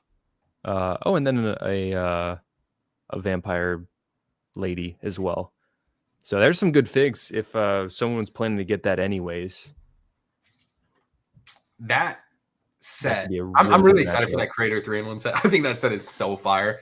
But those figs, I think, could have been easily included in this, especially given the price tag that it's at. Yeah, and there's always timing issues with that kind of stuff. Like, I'm pretty sure some of those might be new molds, or they technically weren't in production, so they couldn't use them. Whereas if Adventures in Transylvania was coming out now, they could have used them. So there's always weird timing issues with that, with the design phase of some of these sets. Yeah. Sleepless Night as well. How do you feel about the price tag? I'm a Lego Deals channel, so I'm always turning the price tag. I'm always arguing for cheaper prices. Yep. I feel like the best one to compare this to, though, is probably an easy cliche answer of the 90-year castle. And I'm sure there was probably so many discussions in that room of pricing this set. Like, well, this is currently on the market. Like, what are we comparing to? And so that one's 400 even. 400. And it was really cool in Solid Bricks review. He put this next to Lion Knight's castle. So it was really cool to see, because my biggest issue is just seeing scale. And it always, in my mind, it always looks smaller than it actually is. Like, even with your review of I think it was the antique shop, it always looks bigger to me than the pictures do. So, I mean, let's see, what's definitely under 10 cents per piece, probably about 8.6 cents. Plus 22 figs versus... or the Transylvania is 8.6 cents per piece, which Bricklink typically is always higher. OTH Dog Dad just said 2 Transylvania ordered. Did the orders go live already? I do not. Like, I'm not able to get them. He might be shilling the chat. Okay. So mind you guys, the Bricklink launch is really, really good. They go live exactly at 8 a.m. Central or 8 a.m. Pacific. Like, and there's no lag. It's not like the Lego website. We're not sitting in queue. Like, it is very clean and fresh, and it even has a countdown here. So, yeah, you're good. Oh, someone's saying the direct links are live. Are you familiar with the direct links? Where is did you post those, Riley, in Discord? There you go. Oh, perfect. Thank you for doing that. CPA, I'll let you I'm gonna post in the Discord for anybody. If anybody wants to support the channel, I would greatly appreciate it. It's free to you, but we have an affiliate link with Lego, which has been awesome. I'll post the links in the Discord. If you are ordering and want to use it, it's no cost to you, but it helps support the channel. And it'll be a direct link. It'll get you the Lego set loaded into the cart. So the hotel or the Adventure in Transylvania set, it will be posted. Nice. Dubs. Adventure in Transylvania. There you go. I will pin that. So that is the big boy. And I will end the vote. Officially 2 minutes out, though. Hey, they're getting ahead of stuff. That's exciting.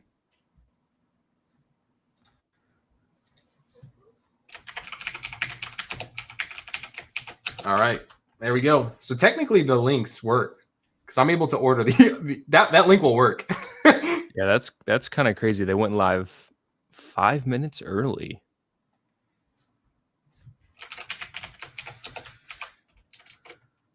That's hype. It'll be interesting to see the how fast these go. I'm gonna place an order though. I think that'll make sense. With the Rakuten app going. Technically it's still not live for everybody. Yeah, for the website. That's kind of wild, dude. That's why you join the Discord. 20 seconds. Here we go. 20 seconds. Man. So how would you feel if they either raised or dropped the limit? The quantity order limit. What like you limit can of two only per order each. one? Yeah. Or 3 of each? So yeah, so right now you can only order 2 of each. How would you feel if they raised that to 3, 4, 5, or got rid of it?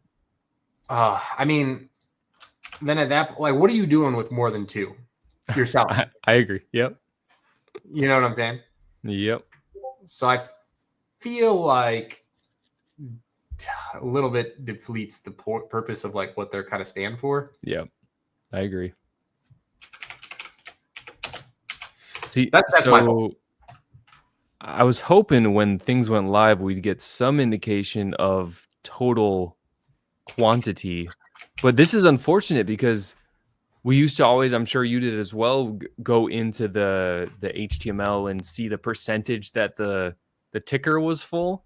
Yeah. Now we don't know what that number is, so we can't guesstimate how many units each has moved. That's the other thing, bro. Like, I bet this is truly a Oh no, here's what we have to do. We have to extrapolate.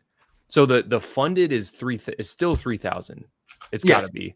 Yeah. So then you take 3,000 times however many of that bar is across, and then that's the new number. Let's see if I can figure this out real quick. We're getting technical here.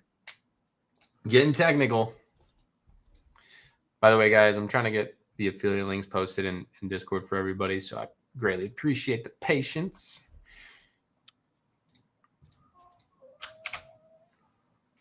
There we go. Okay. Let's see. Here we go. All right, so popcorn link.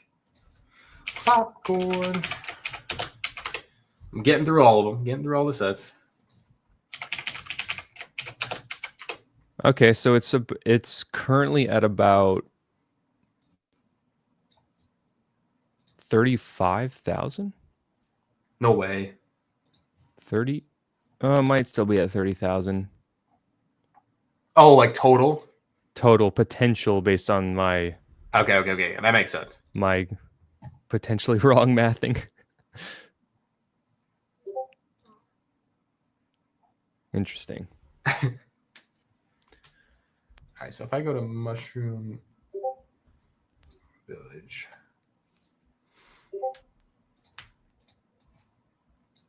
There we go. I feel like the website is a little bit laggy.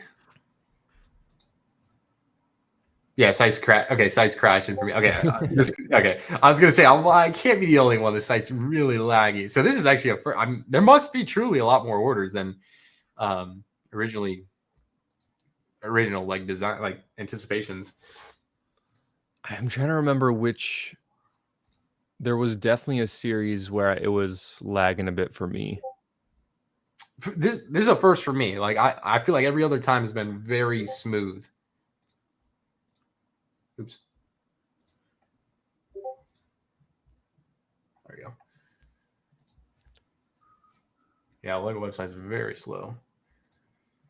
Holy crash! So I got my one order in. Still spinning. Also, we have 600 live today. Thank you guys for taking your morning adventure of ordering Bricklink sets with us.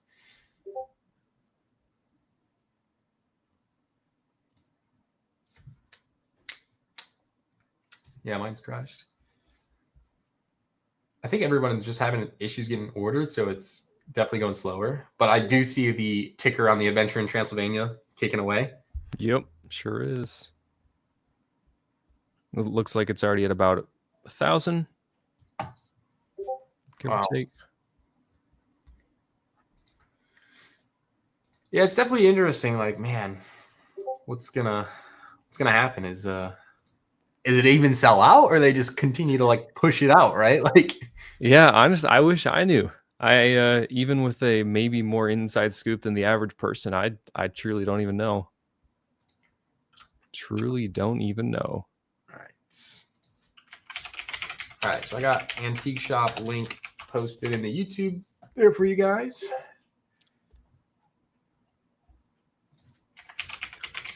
So the other thing on, of course, that banner at the top says this may not be the case for future series, so don't miss your chance to get in on the fun. Do you think they're just using this as kind of a testing ground to see how many people actually buy, and that'll determine if they do it in the future, or if they're just literally going series by series and saying the demand for this is high, we're going to open it. Demand for this isn't as high, so we're just going to cap it. I think I'm putting my full faith that this series is just significantly better than any other series, and that like I think they know the Adventure in Transylvania will hit more than 30,000 copies. Yeah. That they're just like, yeah, they might know they're like, yeah, example, Mushroom Village is not going to hit 30,000, so instead it'll probably hit 20K. The other 10K, let's put it toward an event. I genuinely am trying to rationalize that. I think that's what they're doing. That's my yeah. thought. No, I can see that for sure. More sets equals more money, right? Like, I mean, yeah. At the end of the day, we're in a capitalistic definitely true world, right? So like, take that with what you will. Yep. And I mean, obviously, Thieves of Tortuga getting a lot of love. Mushroom Village, I think a lot of people that maybe missed out on the first two or the first one. Yeah. There's only been one. Yep. They're going to want this as a follow-up, and or the people who just missed out on the Mushroom Village or the Mushroom House, they're going to want the Mushroom Village. Yeah. And then, of course, Adventures in Transylvania is its own beast. Yeah, I agree. I think the Mushroom Village is definitely more sought after for those who got the first one. Yeah. Transylvania's funded, by the way, already. Wow. Very quick. So we're 6 minutes in, and it's already funded. I've officially posted all affiliate links in the YouTube and Discord. So shout out to everyone who used the affiliate link for help supporting the channel. You guys are awesome.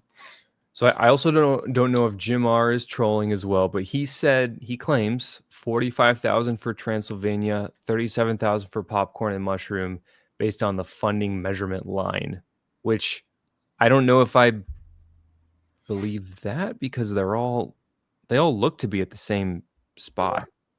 Maybe they are different spots, but they all look to be at the same spot. Yeah. So I don't know if that's, maybe I'll have to remeasure. I think we'll know more as time progresses, right? Yeah. Oh, it is at a different spot. Wow. It is? Yeah. Oh, like you could see this has significantly more, right? Or no? So the depending on where the funded line is, that equals 3,000. Okay. So if the funded line is closer to the front, that means there's a higher cap. Okay. So for sure, this one has a high cap, and also the Popcorn Wagon. I think he said Popcorn and Mushroom were the same. He didn't make any comments about Tortuga.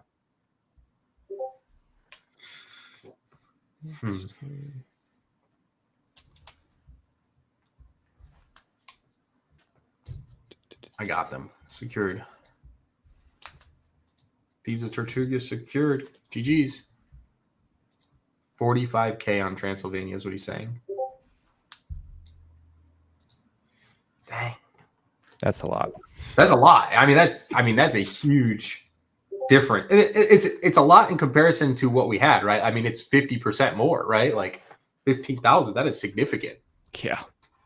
And of course, 2 sleepless nights. That's a nice little bump in payday there, to say. Yeah, that's something that now is like the incentive for designing a set like that has just increased significantly, right? Yeah. So even if you do, let's see, 5%. Do the math really quick. I'm just curious to see, because we publicly know if he sells 45,000 copies, or show us the 30K copies and then the 45K. Yeah. Oh, that's crazy. So 30K copies is about roughly before tax $525,000. So $500,000 in one crowdfunding guy. 45,000 is about $787,000 before tax, assuming all 45K ship. How much was it? 787K. Holy, $750,000. Oh my word. Depending on who you are, you could probably be like, yeah, I'm not going to work for a couple, like a year or two and live very comfortably.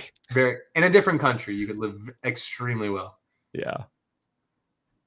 Oh my gosh, man. But I mean, all rightfully so. It's awesome to see that number is going to somebody who fan made a design like you or me, right? Like, I mean, that's truly amazing. Exactly. I love to see it. Also, hey, Brooke. So it will be interesting, though, to see if with you remember the couple, was it late May when that pre-order or the reorder, I'll say, went up for series, I think it was series 1. Series 1 and 2. Series 1 and 2. So it'll be interesting to see if any orders get canceled or whatever, the excess, if any of those are available for reorder in a year. It's almost like a saving grace. Like you might most likely will have a potential to, maybe get lucky to buy another one, right? Yeah. I'll be honest, the 2 sets that I ordered, I got that I ordered on the re-release. And I'll just say this: you already had them. I already had. They're both going to friends, but they're already sold. Yeah. Like they're going. Oh, to nice. They're going to 2 friends. Nice. So, I mean, it helps, right? Like, that's wild. Yeah, the Mountain Fortress for me was like, bro, who doesn't want? Like, it's selling for like, I mean, it's just crazy, right? Like, wild. 550 or so, I think, is the latest. Yeah, I'll be honest, I'm selling it well under that price tag. But like, scroll down to Adventures in Transylvania. I want to see where your bar's at. Hit the refresh. Yeah, I just hit refresh. That jumped like crazy. So you're talking at least 10,000 have probably been sold already? At least, yeah. Around there. That looks right. Man. And then Tortuga not far behind. That one's surprising me, man. I'm going to be honest. I was not that I was writing it off. I think Krakenator is an amazing designer. I think everything that he's put out has been fantastic. I'm just not a big pirate fan, so like it wouldn't speak to me as much. Yeah. And I was very surprised that one did get selected because, I mean, I guess I shouldn't be surprised too much anymore. We're getting a lot larger sets, a couple more larger sets. Like, for instance, Series 7, we've got the frigate and the sushi restaurant, which are 2 large sets. Here we've got Transylvania, Tortuga, very large sets. Yeah. That's because like think about this, man. This is kind of crazy thing. This is only a $10 difference, right? Yeah. That's kind of wild. Like, which are you preferring? Are you buying both? Like, and once again, both very good prices. I know I was a little worried that Transylvania would be closer to like 380 with Mountain Fortress, but maybe Castle just gets that special castle tax. Castle tax. Yeah, I mean, I'm always arguing. I feel like Thieves of Tortuga had room for cheaper pricing. Is my opinion. Yeah, a It lot doesn't of have, small pieces, a lot of detail. yeah, it doesn't have as much as a wow factor as an Adventure in Yeah. Transylvania. I'm just gonna say it. Like, I think that's pretty well. Like, I feel like that's truthful. So for that, for just a $10 difference, I mean, I don't know. That's kind of where my head's at. Everything is funded is the latest news in chat. Everything is funded by 1013. So 13 minutes in. So that's kind of crazy. Regardless of the news and updates, Bricklink Designer Program continues to be a success. So if you're sitting there in the boardroom right now, are you slowing down? No. No shot. I wish they would, personally, my very personal opinion, I wish they would drop it down to, what are we? Are we at 3 per year? 3, yeah. Yep. I mean, I wouldn't even mind doing 2 series per year. Mm-hmm. Maybe bump it up to 6 finalists. Yeah, okay, I can see that. 2 a year would make. 3 a year is a lot, bro. Like, I'll be honest. 15 designs every year, average of $250 per series. So even if you just want to get one of each, that's basically $4,000 on top of your normal Lego purchasing. Yeah, like that doesn't even include you're a Star Wars fan, so you buy the entire wave of Star Wars, right? Like, bro. Yeah. That's expensive. I mean, it is very expensive. And I haven't purchased any retail sets on shelves in a while. And I've been buying these BDP sets just because they've been really scratching that itch. Is that because of pricing nowadays has just been absurd from like retail Legos? I mean, Legos prices, like I feel like for 95% of the sets they've released has just been like ridiculously overpriced. Yes, yeah, that definitely a lot of it is that. And then just knowing that, yeah, it's going to go on sale. It's going to, at some point, it will be at least 20%. Right. On the moderate end or average end, it'll be 30, 40%. So like I did stack up on a couple Speed Champions. The Mercedes 2-pack was $25. So like that's an easy grab. A couple of the other Speed Champs were 15. So when stuff like that happens, I do grab those. Yeah, and like I mean, like you said, everything goes on sale. Like everything's at the price tag that it's overpriced. That like it's going to be on discount, right? Like a good example is that Paz Vizsla. I'm a Star Wars fan. Like I love Star Wars minifigs, but that like Paz Vizsla Moff Gideon set, I mean, right now is $20 at Walmart. I mean, that's you're in the range of 50%. Isn't that a $40 MSRP set? Yep, $40. That's crazy. I mean, it's crazy to think about. Like, I mean, are they like? I feel like we're getting robbed at retail. Like, that's how. Like, are we actually just getting robbed at retail? I mean, they're definitely hoping to grab the people that don't really care, just want it now, don't need to wait. Window shopper. Enough of those people. That's the window shopper mentality, right? Like it's changed, right? The window shopper doesn't exist anymore because it's all online, but that's the consumer base. It's the window shopper. Yep. Jim M in chat mentioned that the site says it ends in 14 days, not 30, which in series past, I think he's right. It used to be 30. Is it really? And now it's only 15. Because for the very previous series, when I ordered the Wild West train last second, that was like the 30 day 28 or 29 when I bought that one. So that's interesting, bro. So listen. This is the bone I have to pick, and I'm gonna give this feedback to Alex. Like if you're upping the quantities, right? And you want to make it more accessible to people, why is there only a 14-day window? 14 days is not very accessible. Say I'm on vacation for 2 weeks, right? Like I'm not paying attention to BDP. Yeah. Like that is not the definition of accessible. So that's like one of the nitpicky things I have to say, like as a counter argument, like, oh, we're going to up more quantities because we want more accessible. All right, more accessible also means cheaper pricing. It also means extended times to buy it. Availability. Yep. Yeah. So that's kind of where I get a little perturbed.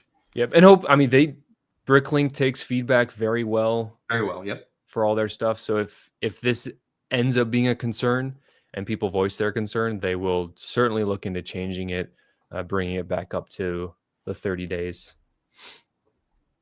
Josh Staffieri in chat said, do you know, CPA, do you know the reason for BDP going away from putting top 10 finalists to potential purchases with the first 5 sets to hit 3K going into production?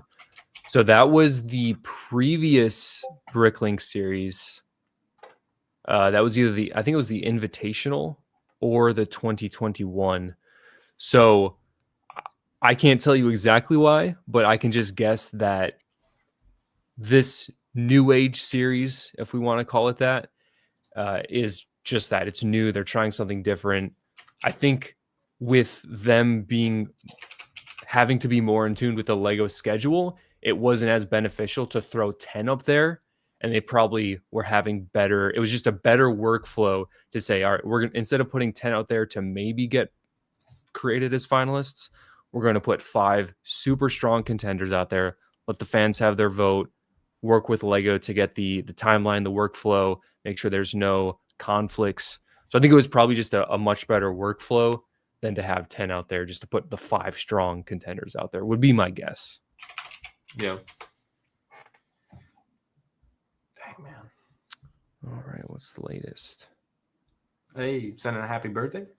Oh, we got a shout out to BBB for the super chat, super sticker. Thank you, BBB. Much appreciated for the donation. Sending a whopping $50 in honor of the Bricklink Designer Program. Nice. Thank you for helping your channel member here, too. Thanks for supporting the Stud City Show. All super chats are greatly appreciated, guys. Affiliate links, just being here, it means the world. So, and of course, co-hosted here by CPA, means the world, man. Thanks for joining us. Absolutely, dude. I'm excited to refresh this. It's been it's going by so fast. It's been 6 minutes since you're almost halfway. We're almost halfway. Man. So we're about 20 minutes in. Maybe 40, 30, 35, 40% completed. I guess I can go in the background and try hack the website. Hack it, bro. I'm curious. I mean, you know how to see the exact number, which is pretty cool.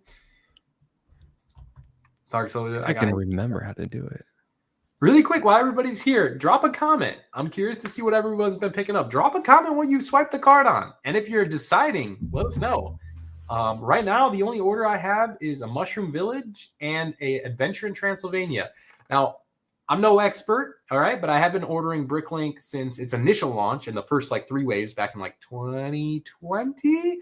I've always ordered each set individually. Why? Because I found it that some sets get shipped out a little bit earlier, a little bit later. So I like to do my reviews and all that kind of stuff. So by spreading out my orders, they all hit the shipping quota. So just ship them individually, order placed individually. It's always allowed me to get at minimum a set earlier than the other one. So do that with what you will. No, that's smart. I hadn't really thought of that before, but that's a good way. So a fun set that I ordered a long time ago that's not even on the Bricklink website anymore is the train station, the Studgate train station. Oh, yeah. That wave I ordered a couple sets, or three different sets from that wave, and all ordered them individually at different days. And from the time I got the train station to the last set, I don't remember what it was an entire week. So a whole week in difference, and they were all ordered at the exact same time. Wow. So that's pretty significant. All right. So let me start with Tortuga. A good percentage going. 32.6% of Tortuga. Okay. Also, I got a Rakuten confirmation on my order, Hamilton, but I'll follow up in 6 months when these ship and see if it works. Do that. Mushroom Village, about 14.25%. But 32, I'm sorry, you said 32% for Adventure in Transylvania, but 32% of what? Of the 45,000? Tortuga. 32% for Tortuga of the, I think someone said 37,000. Okay. About 14% for Mushroom. A little slower than I would have expected. 13% for Antique Shop. 36.5% for Transylvania. 36%. Oh, 45,000. Also, you mentioned Mushroom Village being low. I think the price tag is way too high on this one. How many parts is that one? I think it was 2,100. 2436. Oh, 24. Yeah, okay. I said so. Imagine Sally is ordering a Lego set today, right? It's the first time. It's the first as a new collector. She goes, "Am I going to get the Mushroom Village, or should I go get that Tudor corner? That's 3,000 parts, $230, and has a reputable building experience. Is notable for the last decade of offering one of the best experiences of building Lego, and like for me, it's a no-brainer, right? Like, yeah, this is more for a seasoned collector." Yeah, definitely way more niche, especially at that price point. Yeah, I feel like even going $199.99 and getting people below that 200 mental block even could have potentially gone a long way. I agree. You see, the $10 tax I think hurt. Like it just did far worse than good. Yeah. But I bet they were banking on that. This is the sequel to a set that's already on the market, yes. right? Like, yes, whoever bought the first one is going to buy the second one. And for that's why you got me. Yeah, to your point earlier with Transylvania being at 36K, that's like you said, 36K of 45,000, whereas Tortuga is 32% of about 37,000. So Transylvania is moving the merchandise. So if they sell out at 45K, right, which they've up, are they going to continue to up it? Is the question, right? Like, that's the question in matter. I would guess not at this point. If we can kind of guesstimate the total to be 45K, I feel like they've just landed on that as their number in my mind. Okay. Also, really debating on Antique Shop, Final Thought Stud. Personally, what are the best BDP sets given the price tag that it's offered at for what you get? Really do recommend it. Good set. And Riley, I know what you kind of collect and stuff. I think you'll really enjoy it. What up, Jandrin? There's another one. Yes. So if you want to see it a little bit more in person, I do have a review on the channel, but it is a great set.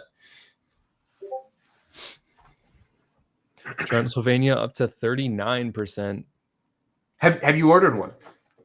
I have not. For now, at least, I don't think I'll be grabbing any, just for the aforementioned reasons. Yes. With trying to save, because for next series 6, I do plan to grab Art Factory and Gold Mine, which are going to be two big boys. Yeah. So one of my favorite designers right here too. Yeah, Brickster is insane. Absolutely amazing.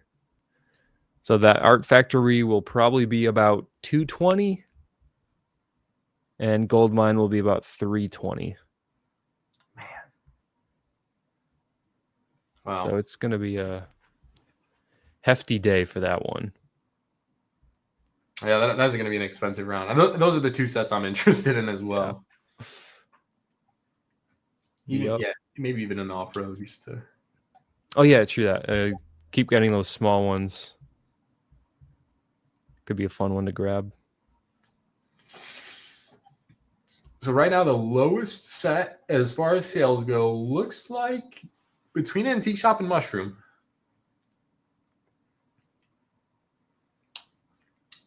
But, I mean, we're only 27 minutes in. The night is still young, if you will. People haven't even hit their lunch break yet. That's another big rush, is when people go on their lunch break. 11 Eastern normally, or 12 Eastern? Yep. So another 30 minutes for that. And then, of course, the central lunch break and all that fun stuff. Yeah, it is so interesting to see the numbers spike up during those time periods. For anyone that plays the stock market a little bit, I've always noticed at like 10:30 to 12:30 is like volume always increases. Ever since it's been a decade now. Nice. Funny. What have you swiped the card on? So I have ordered one copy of an adventure in Transylvania and one copy of the Mushroom Village. I think I'm probably, before the night's over, a second copy of Adventure in Transylvania. I'm just kind of waiting to see as the bar fills up, what kind of happens?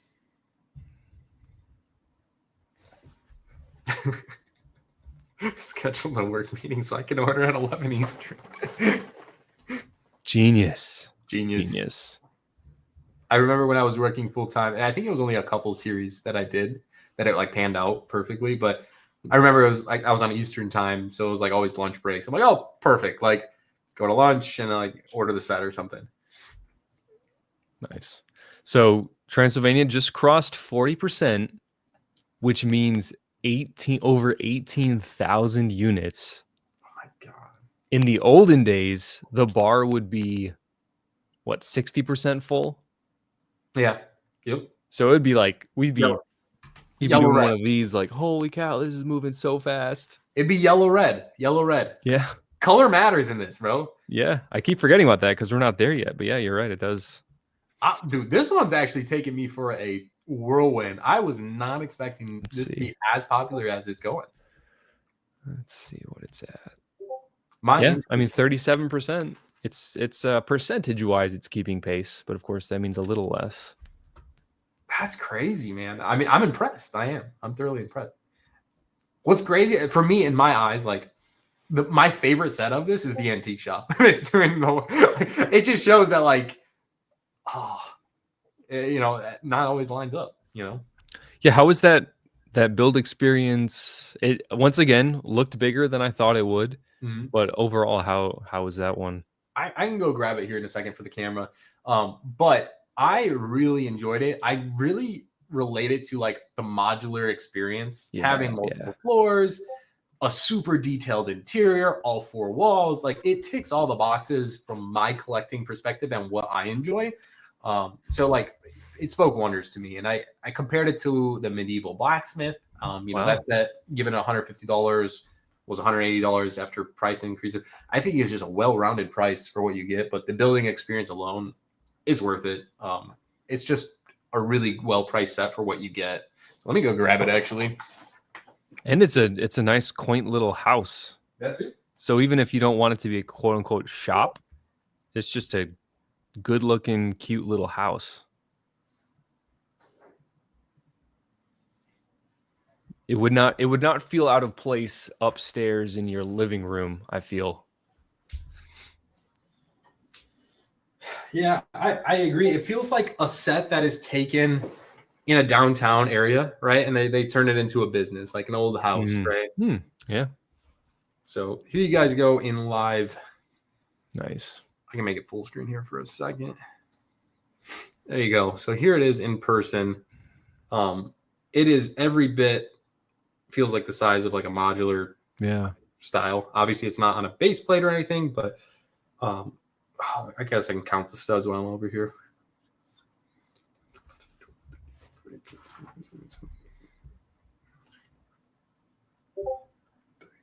Now 32. So there you go. Nice. 32 studs. So very, very comparable. I feel like the tree is a little bit like I compared it to the blacksmith tree, and I like the blacksmith tree better. Right? You can compare apples to apples. But all four walls, clean roof. I love the facade style with the windows. It all opens up, multiple floors. It's fun little set. Yeah, and that vine on the other side. I like the vine on the back side. That's fun. Extra design where it didn't have to be, but they included it, right? Like a major win. So there you go. Here's the vine we were talking about a little bit. Yeah. That actually went up to the window that I'm not showing now, but yeah, fun set, man. This piece, let me take it off here. Might be better just to show it in picture, but it's Benny on the printed, or it's a sticker. Let me pull it up. Call back to class. This right here. And then yeah. There were a lot of fun stuff like that in this set. Yeah, it's an antique shop, so like I love the fact that they included like callbacks to like Lego history kind of stuff. I thought that was a good play that they did. Timely. I saw a couple comments. They said, I'm concerned that there's a fireplace, but we don't have a fireplace in the antique shop. Like, where does the fireplace go? I thought that was kind of funny. Okay. So chat with someone called me out with the question, Dark Soldier, how much will the Sequoia set be in Series 6? I'm guessing about, I'm going to guess they're going to underprice that one just a little bit and call it 250 would be my guess. It's 3,000 pieces. So I'd say 250 to 270. And I think it will be much bigger than people expect. Much bigger. That one I think is going to be very, very dependent on the review. Yes. Yeah, I hope someone who goes in super detail with that gets it and just, yeah. Because let's see, it's 21 inches tall. So it's going to be, I mean, if I'm holding it at my desk, it's going to be almost over my head, which is kind of crazy. Dang. Yeah, that's kind of crazy. What set is that tall, like in comparison to? Oh, that's a good question. So I don't think it's definitely not quite as tall as the AT-AT. The UCS variant? Yeah. Let me see a play scale. Let me measure the play scale AT-AT. The one that retired in 2020. Oh yeah, way taller. Almost double the size of the play scale AT-AT. Okay, I mean that's good, right? Like for that set, I think it needs, my opinion, it needs to excel. Yeah. I forget. Did you like that one or did you not like that one? I didn't quite like it. I'm likely not going to buy it just because it doesn't fit anywhere in my collection per se. Yeah. But I think it's just, like it's going to be another one of those sets that, depending on the aesthetic of your living room, your basement, your office, it's just going to look good almost anywhere just because it has that natural coloring to it. And I think the trees are really, really well designed, especially the two big sequoia trees. Okay. It's just going to be aesthetically very, very pleasing from all angles as well, which is always a great thing. Yeah. Yeah, no, I can see that. Man, it's just one that doesn't. Yeah, I was surprised. Surprised. All right. So another person mentioned in chat. Go ahead. Grumpy GC. So looking at the HTML, it actually tells you what percentage the funding bar is at. So I'm gonna get the final for sure. 7.5%.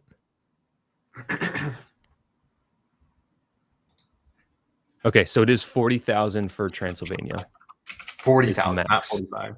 Correct. Yeah. And then 8.0. And then it's 34,000 for the popcorn wagon. Let me write this down.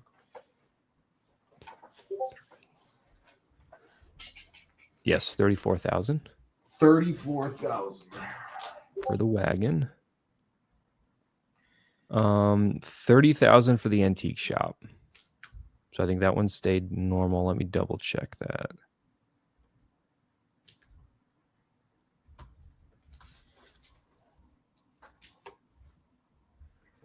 Yep. And then let's see what Mushroom Village did. Mushroom Village is also 35,000 or 34,000, pardon. Wow. And then Tortuga is only 30,000. Interesting. So that makes that's why that barometer is filling up very much faster on the Thieves of Tortuga. Yep. That's very interesting. Appreciate that that info drop, Grumpy GC. So as of right now, the popcorn wagon has 4,000 more than normal production, so at 34, and then Adventure of Transylvania has 10,000 more. And it's very, very close to being done. Let's see. Is it almost sold out? Let me refresh. Dang, dude. It's closer to being sold out than the next closest, which is Thieves of Tortuga, and it has, what, 25% more sets produced? Yeah. I think it's 61%. Oh, that's crazy. 40. That is just 24,000 units. This under the old guard, this would break any castle record. really. Because I think the quickest castle was 2 hours, 2 to 3 hours. Take away the original relaunch in 2020. Correct. Okay, then yeah, it's actually the setup that's right here. This was like what? I think it was 2.5 hours. Yeah, no, that sounds right. Yeah. That's crazy how fast this thing is going. Yeah, because I was still streaming when I ordered it because I was like, dang, dude, this sold out way faster than I expected. I'm like, I'm just gonna order one because I don't want to miss out and be like, dang, I should have ordered one, right? Like, they have been adjusting the max numbers live. Okay. Yeah, 2.5 hours. I might have to get. I'll probably get a second.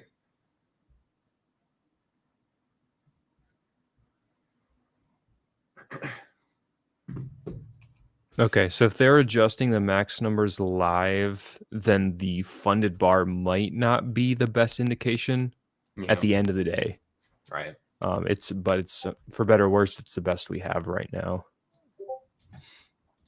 So if you're sitting here deciding like, should I get the adventure in Transylvania? I will say it's kind of an interesting perspective now because you almost have like a saving grace. So it's like, if I don't order and it gets like sold out, maybe they just open up some more here, right? Like at least within the next 15 days until the end period in the 24th, right? Yeah, no, I could see it selling out in, well, probably not the next 20 minutes, definitely the next hour and 20 minutes. I feel it'll sell out. Yeah. But I mean, if it sells out that quick, I would agree that there's certainly a chance that they would say, shoot out another email, do something to let people know that there are more quantities available of this one in particular. Yeah. Dang, dude. That's kind of wild. Interesting. Mine says just placed and shows the order date of yesterday. Also, another super chat rolling in. Thrasher's channel. Appreciate the $5 donation here on the launch of the Bricklink Designer Program. Thank you for supporting the channel. Much appreciate that. Where do you find them? So I'll let you answer this one. Where do you find the max numbers in the code? So if you go to, I imagine you've already clicked inspect. If you do a Control F, Command F if you're on Mac, I search margin -left : that'll get you to the minimum number of results. And then usually you have to scroll to the right and it'll say margin left : 57.27%. Of course, meaning that percentage of the bar is filled. Then we can extrapolate that across the total estimated quantities at this point to guesstimate how many have been sold. Dang. Let's give a little refresh. Hey, we also have a Stud City membership given away here by Alwyn. Thank you, Alwyn, for gifting a random Stud City membership. I'll always say, first link in the description. New videos for members only every single Wednesday. Access to early video releases and highlighted name in green, of course, one of the most important features. So thank you, Alwyn. Much appreciated. If you're debating on becoming a Stud City member, well, it's always a good month because every first of the month we have a huge live stream. So appreciate that. Ryan, congrats on that.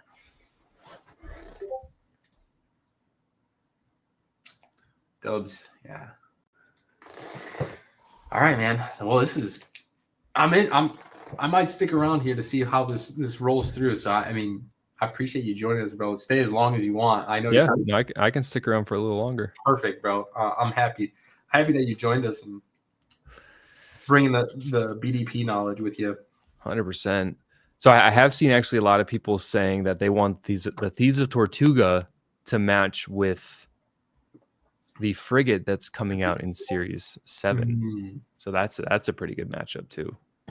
Long time away. Yes, very, very long time to wait for that. I was just looking at Yeah, this is July 2026, a whole year from now. But I mean, that's not too bad.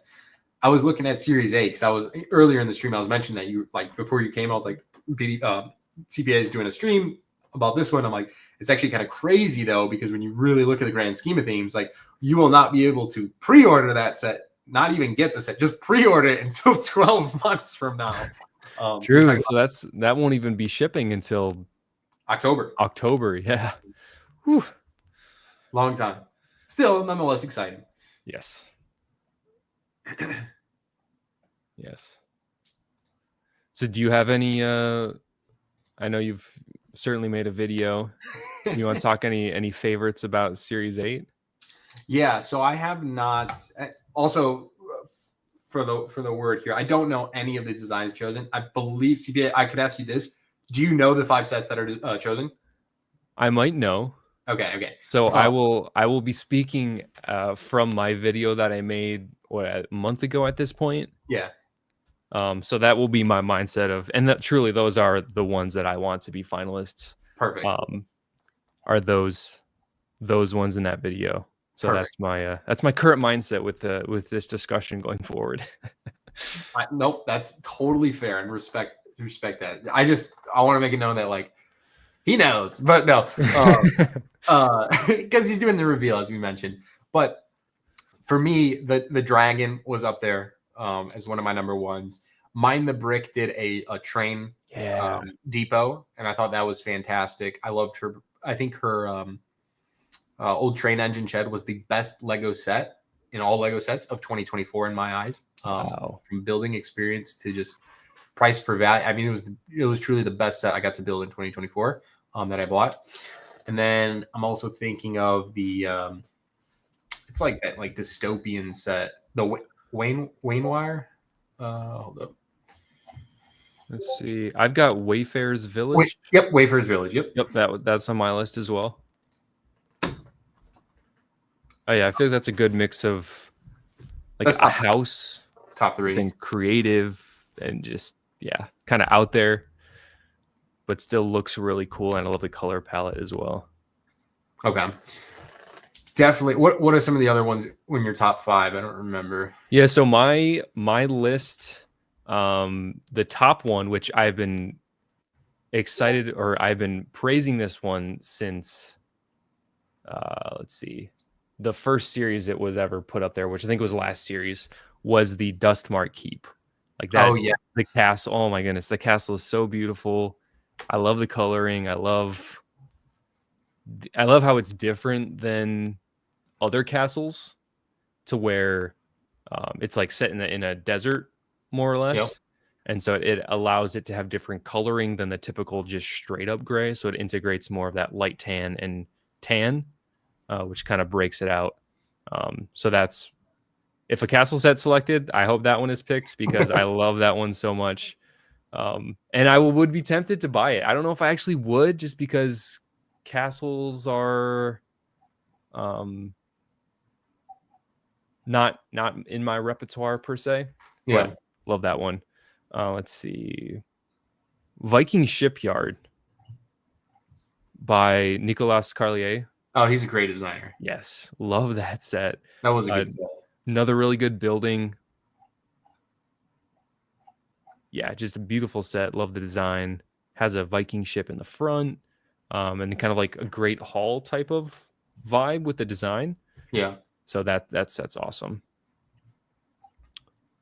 Let's see.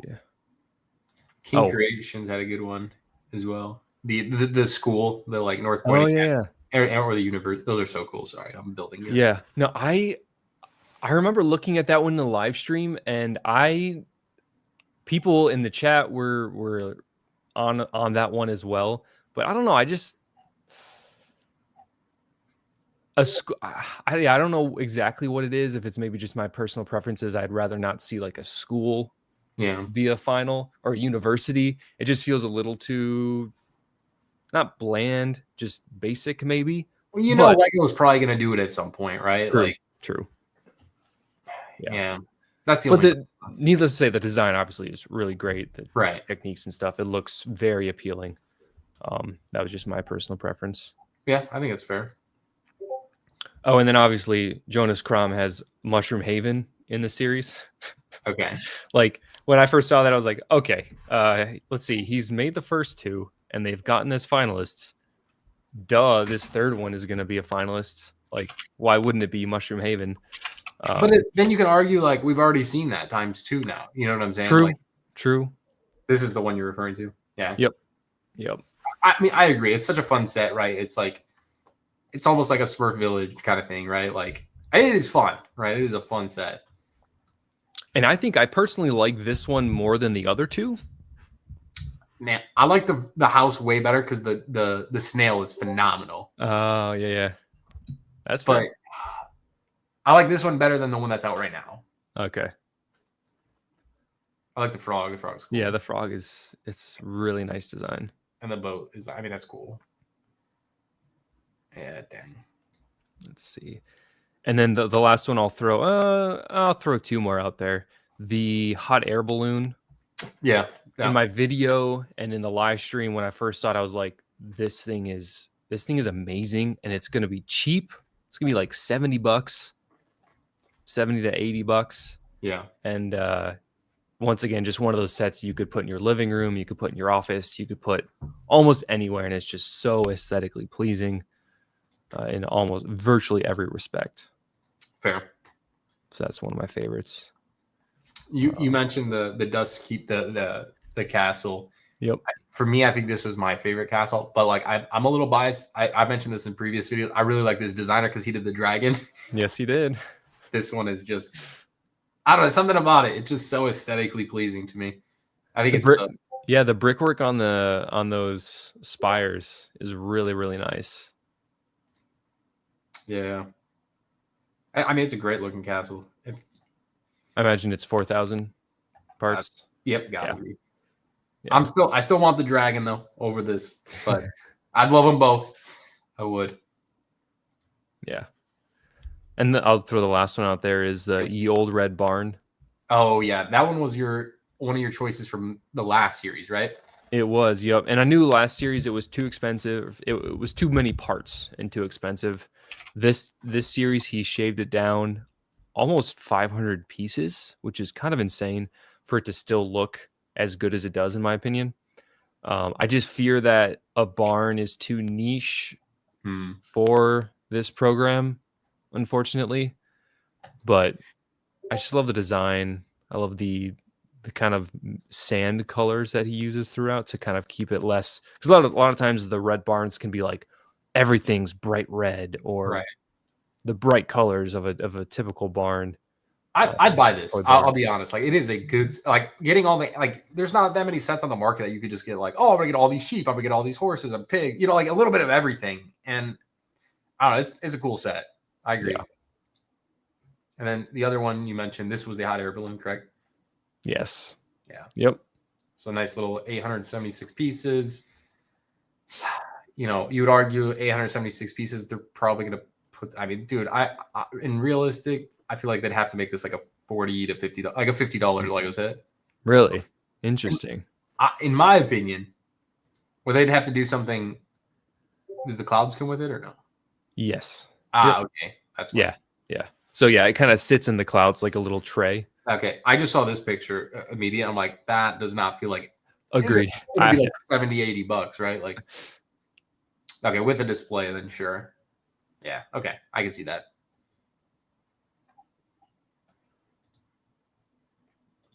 Dang. I'm excited. I'm excited to see what happens. Very excited. What up, Rambo? But I think there will be some very happy people come Saturday. So, ooh, that's exciting. I think some people will be happy. Oh man, you got me excited now. You got me so excited. So I will say, the last video I made for the last program, I did a top 5, and out of 5 sets that I chose that I wanted, like, these are it. These are the 5, which is so hard to do out of 300, 400 designs. One of my sets out of the top 5 was chosen, and it was the sushi restaurant. So yes. I can't complain. Getting 20% of what I wanted. I feel like I'm fortunate. That's right? a win. Yeah, no, that's a win. That is a huge win out of probably almost. I think that round was 375 designs. So to pick 5 and one of them gets selected, I mean, I'm fortunate, right? I made my assumptions this round, so I'm hoping I'll be happy. I'll be happy with 20% again. We'll see. Actually, let me, because you have a video out there, or did you not make a video for this series? I didn't do a top 5, but I included the top 5 when I did it. I did a top 20 video. Got it. Let me. But I didn't. I probably should have made a top 5. I guess there's still time to do so. Top 20. There it is. So it was Wayfair. It was the the Dragon Attack. I think I put Cherry Liner in my top 5, which I don't think it's needed, but I'm a train fan, so I'm biased. But I don't mind the Bricks Train Depot. I mean, those are my top 3. Yep, there's your University of Science. The North. I do like the North Point Academy. If I had to choose a school, I'd probably choose North Point. Okay. Personally. See, the University of Science is so cool because it's just like, I mean, it's all science, right? Like you have all the different classes. Yeah. It just offers so much more. Yep. Let's see. The Cherry Liner. Yeah, Cherry Liner is a beautiful design. Which, I mean, give it all credit to the BDP team. If without BDP, I would not be getting some of the Lego train sets that I'd ever had. Yeah, training castle and some extra buildings sprinkled in there. Yeah.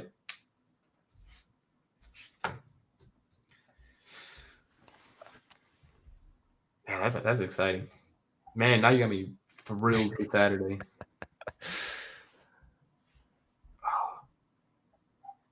Let me give a refresh on here. Oh yeah, I haven't personally refreshed in a while. Let's see. So I feel like it hasn't moved a lot on the barometer, but I guess we don't know. They could just be up in the number, right? Like the quantity. That's true. Let me run. Rasmus asked, "Do you guys like the Western themed BDP sets?" Personally, I have 2 Wild West trains coming, and I have the General Lucky's store, the Lucky's General Store. Yet to build, but I'm excited about it. I did like the General Store. Unfortunately, I had to cut that one out.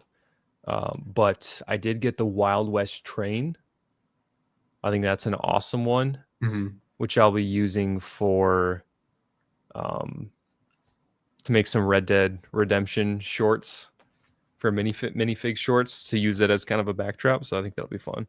Dude, that's a fun set, man. I mean, I'm excited for that. Yeah.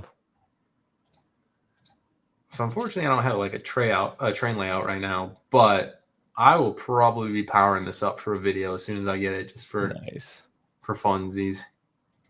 I'm a big train fan, so yeah, I feel like the train is I like the scale of the train. Like the Cherry Liner is it feels more like a big train. Yeah. And not quite, and it probably is minifig scale, but I don't know. It just feels too big. But I like this one. So the Cherry Liner is 6 stud wide, which is still minifig scale completely, and like in my opinion, a good train. When you talk about like the Orient Express, which is like Lego's train, yeah, that set's 8 stud wide, and that set for me is just too big. Although I like it, it's a great display piece. It looks gorgeous, but to get that thing rolling around is just like not optimal.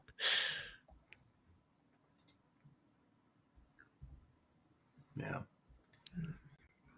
I think every series should have at least one set under $100 to keep the program accessible. I know they're trying. They definitely try to do that. Yeah. 100% they try to. Let me look back here. Series 3. Yeah, we had the camping adventure. I think it was some of the previous series that did not have cheap ones, right? Yep. So this series did not have a cheap one as well. I mean, $90. Yeah, I mean, I guess that's really attainable. Yeah. Do you know why they do not have the first 3 original series on here? So you have to, if you go to at the top, Bricklink Designer Program and hover, and then go past programs. Okay. Yeah, so they even have the AFOL. Yep. And the mock pop-up store. 2021 to 2022. It's a little blast to the past here. This right? This is crazy. I remember, I don't think I streamed it, but man, this was wild. I unfortunately was not around for this, and I very sad to say that I wasn't. It was so I didn't order any, but like I watched it live and I was recording for a video, and it was interesting. Yeah, it was just different time period. The modular Lego store, I want that set so bad, but it's like $500-$600 now. Dude, I remember sitting here like I'm like, should I buy it? I'm like, I don't like it. Like I built my own modular Lego store mock. Yeah. So in my head, I'm like, I have mine. I'm like, this way, it just didn't do it for me. I'm like, I don't really like it. And I'm like, it probably will be like $100 more. No, like it took me for like looking in hindsight, everything's 2020 in hindsight, but yeah, like a Lego store modular. Are you kidding me? Why did you not buy as many as you could have this? Right? Like, man. Yeah. And then this was the other one that really is a kicker to me, the modular construction site. Oh yeah. That one's pricey. And then of course Studgate. Studgate is crazy cool. So do you like Studgate or Brick Cross more? Studgate. Yeah. All those translucent pieces. It's just too unique and too cool. Yeah. Not that I don't like. I mean, I bought 2 of the Brick Cross translucent. Yeah. It's great, but yeah, Studgate is just a different element. And on top of it, you got 2 trains in it. You know what I'm saying? Like, oh yeah. They gave you 2 trains inside this set. Wild. So the Mountain Observatory is one I got, but I did sell it. Yeah, wish I just bought the construction site instead.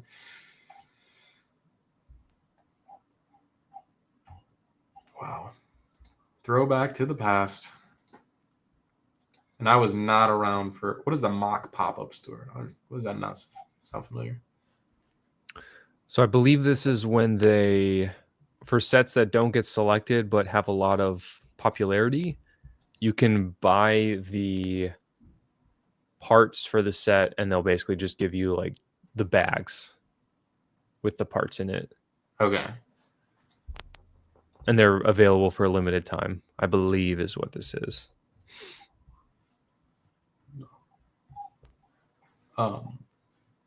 Yeah, that's kind of, I did not know that. So you were able to buy the entire parts from these? Like, yep. I don't know if it was, I mean, it must have been through Bricklink. You're right. So someone at Bricklink is pulling all these parts and stuff like that. It's just not an official release. Dang, I don't know why I slept this, but like I do not ever even remember this happening. I feel like I remember they would put it on their Instagram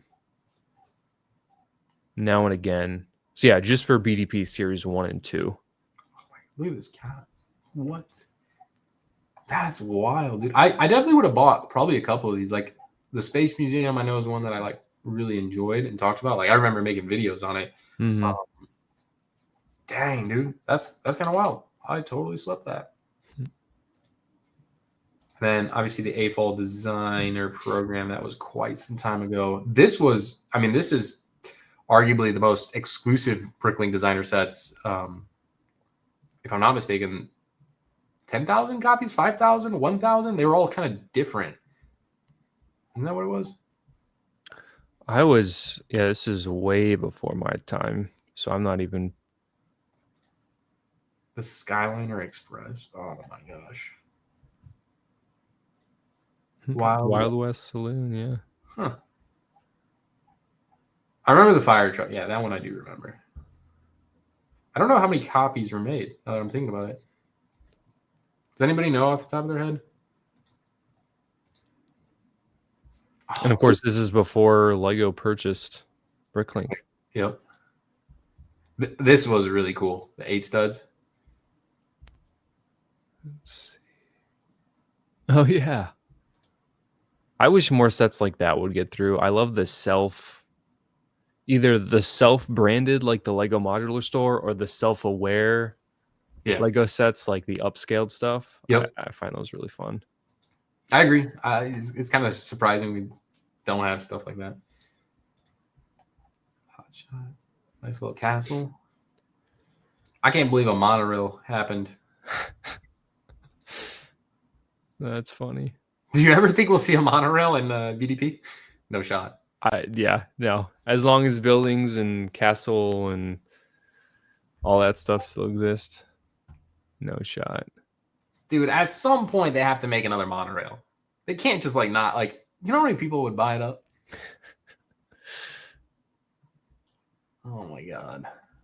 So how big is the train community compared to the, like, we'll say castle community? Oh, Like I mean, half as big, 3/4. I mean, when you go to these conventions, what do you see? You do see a lot of trains. They have their whole section. I'm just saying, like, I mean, sure, there's a lot of castles and stuff, but like, there's always trains. There's always trains. So for me, it's like there is a community, right? Like, there's a huge community. So it surprises me. It does. And even a lot of the conventions I go to, there's always a monorail station set up too. Yeah. It's always like the classic space one, right? Like, yep. Jandern said, "Stupid question. I think I might have missed something. Did you guys say Lego might be increasing the number of sets sold during the release? Did I understand that right?" I think someone in chat said that they were updating quantity max as we were going along, but I think that's speculation at this point. As always, if you're contemplating, I always recommend just ordering it because, well, we've seen you can always cancel your order. Yeah, very true. Let's see, 67.5% for Transylvania. 67 out of the 45,000 or 40,000. 40, yep. Yeah. Side note there, Claudia said 2,500 sets of each of the original BDP sets were produced. That is bananas to think about, right? Like, here we are, modern day, 4,000 copies are being produced. And it looks like were they numbered on the box? Or the sleeve, I guess, is what they were? I think they were, yeah. And that's crazy that, like, just to have one of those boxes would be cool, because honestly... Yeah, how much are those worth? It's like monogrammed with the Bricklink logo, and yeah, that does not look like a cheap box just to make. Right.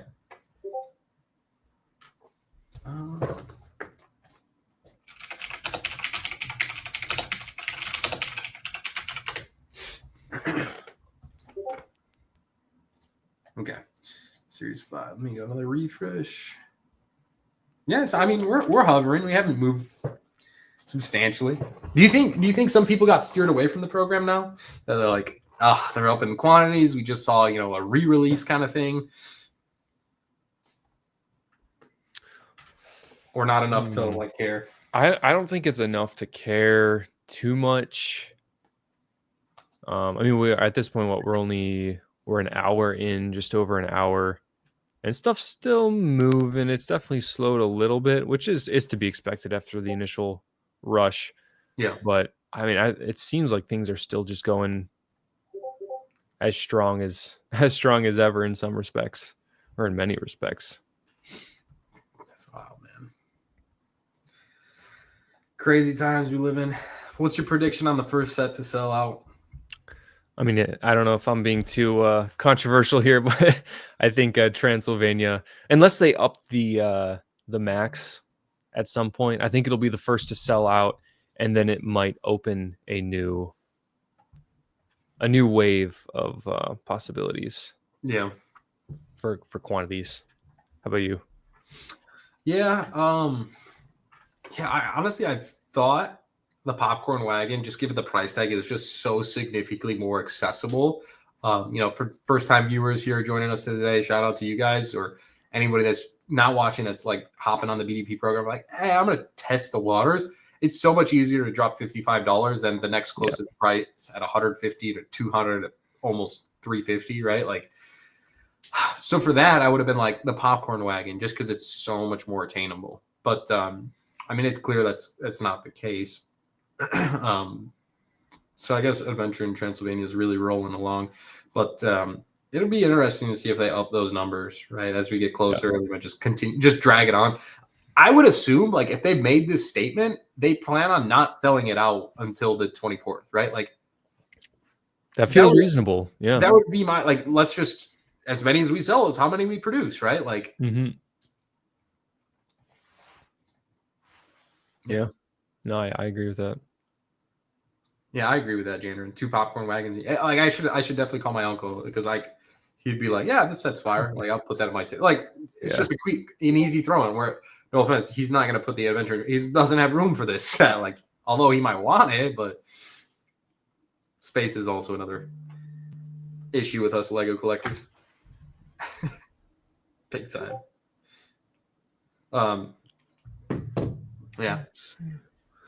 All right. Well, I appreciate you inviting me on. I think I'm going to call it a day. Got to get through some stuff today before laying my head on my pillow and then heading out to Chicago tomorrow.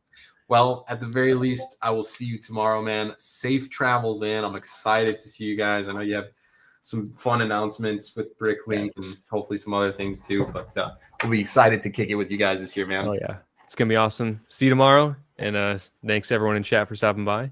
Appreciate you joining, bro. We'll talk soon. Absolutely. All right, man. So there you guys have it. Shout out to CPA. Appreciate him joining on. Like I mentioned earlier in today's video, he's going to be live streaming live at Brickworld. I'm sure I'll do something for the special occasion, but for the Series 8 live reveal of those sets, it's going to be pretty fun to see that live. Brickworld's going to be ecstatic in its own way. So hopefully you guys do me a favor. If you're hanging out in the chats right now, you're a newbie here to the Lego community, so I welcome you on in. Welcome to all our new friends and family. Subscribe for more of these Lego releases for all BDP, all Lego releases, and most importantly, Lego sales and deals, because Lego is an expensive hobby, and my goal on our YouTube channel is to find sales for you guys and always talk about price points to hopefully justify spending and, you know, as we like to say on this channel, swiping the card on these Lego sets. But in all truthfulness, I'm excited for that. But if you are going to Brickworld Chicago, drop a comment. Let me know in the comments. Will I see you there? Will you be there? I will be in my own station in the far right corner. So you can find me there. I'll have a nice little stand. I have some display stuff and hopefully some handouts to you guys. So come up, talk, take some pictures, whatever you got to do. I want to meet everybody there. I think it'll be an absolute blast. And if you are going just on Saturday or Sunday, you want a couple $dollars off, Stud City at the door, or online code, we'll get you a nice few dollars saving on your Brick World tickets, which is huge because that's a few more dollars you get to spend on Lego. So hopefully that helps. Chris K says, be there Saturday and Sunday. We're doing some maintenance on this page, so you won't be able to see your order turn out. Please check back later. What is this for, Brick Bite? Okay, for all going to Brickworld, have a super time, man. I can't wait to see those videos. Thank you, BBB. Appreciate all the support. Appreciate all the donations. Christos, your setup at Influencer Alley. Yes, my setup will be an Influencer Alley. That's where I'm stationed this year. I was a bit disappointed with Brick Cross up close. Looks great in pictures, though. Yeah, I think it's a little bit smaller than I had anticipated, SM. I think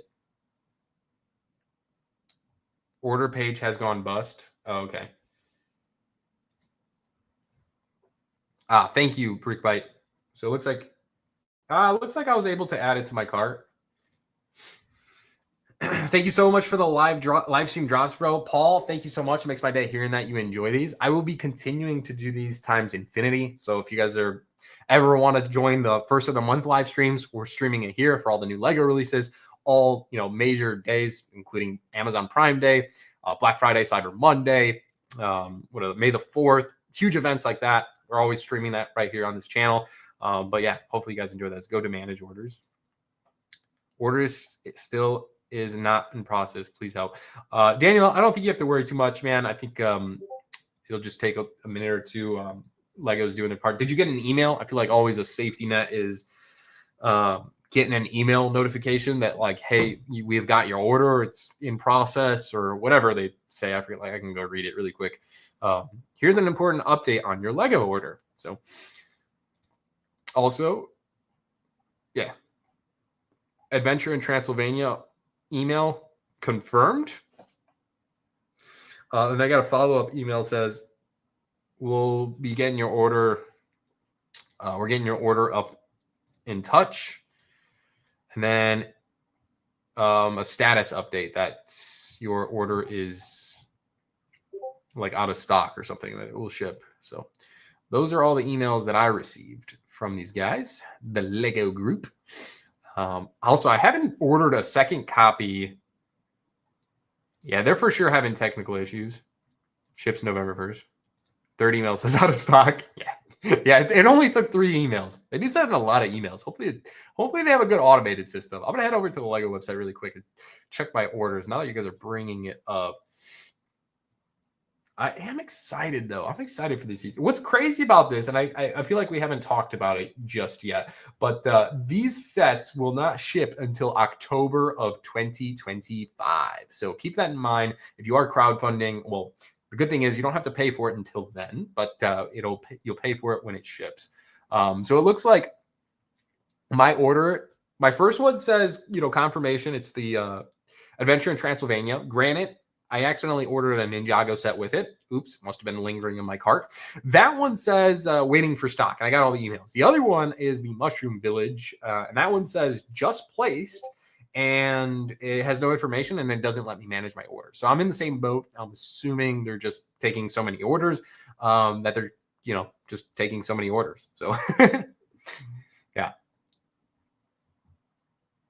Yeah, I got to say I'm excited about the new August wave for Legos. Yeah. What wave? I don't know anything just yet, man. On this channel, we do not talk about leaks and rumors, as we are an affiliate with Lego, so do keep that in mind. So I appreciate that, guys.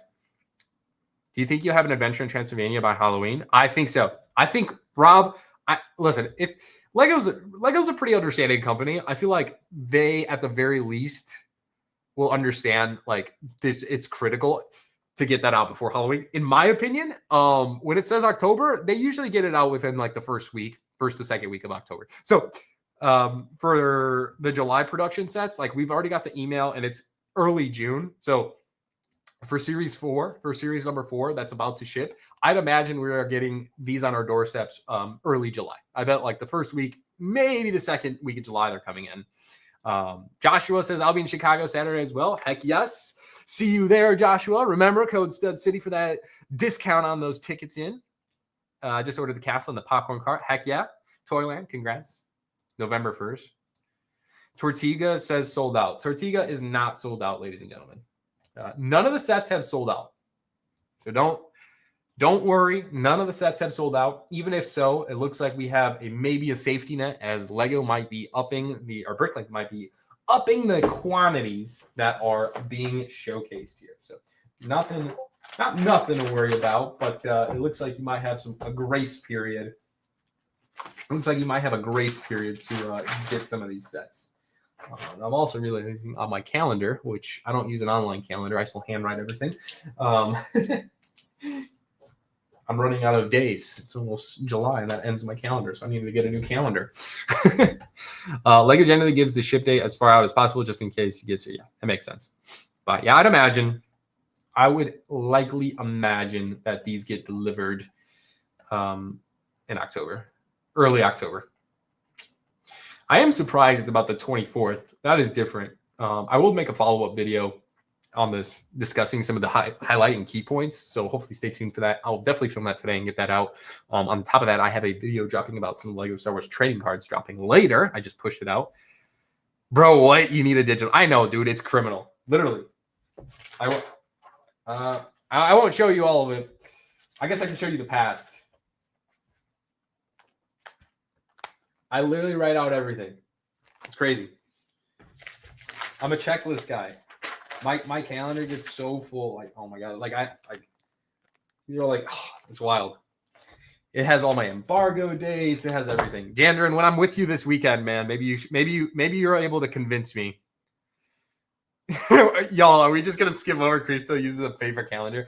Dude, listen, writing stuff down equates to like a significant, I don't know the percentage, I'm sure it's a statistic, but a significant statistical number of accomplishing those things. So I've always wrote things down, and I'm sure it's the same case if you type it out. But man, I've had my life in check in the last 3 years, 4 years, like down to a wire. And I dedicate a lot of that success from like writing things down in this calendar.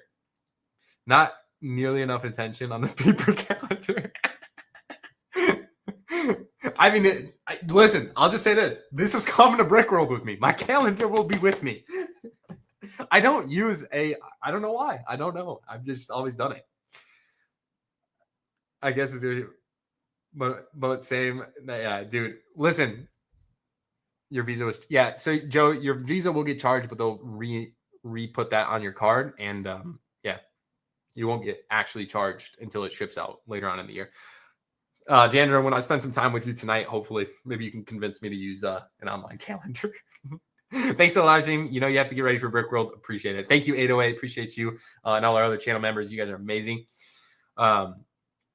Ladies and gentlemen, that's going to wrap up today's live stream. Hopefully, you guys enjoyed it. Happy Bricklink Designer Program release night. Guys, thank you so much for joining. We'll be doing these streams in the future as well. So if you haven't already, subscribe, turn on notifications so you don't miss out on those, as well as important channel news and updates. I have a lot of things cooking, especially in the next few months. I will say I have a huge announcement coming August 1st that I'm really, really excited for. It's been in the works for about 6 months now. So I'm really excited for that. And it'll knock your socks off. So I'm excited. Brooke, hey, Brooke, good to see you. I'm actually stationed by Brooke this year at Brickworld Chicago. So super excited. Yeah, I think you have time, Brooke. Don't worry. So see you guys soon. See you at Brickworld Chicago. Love you guys, and we'll see you.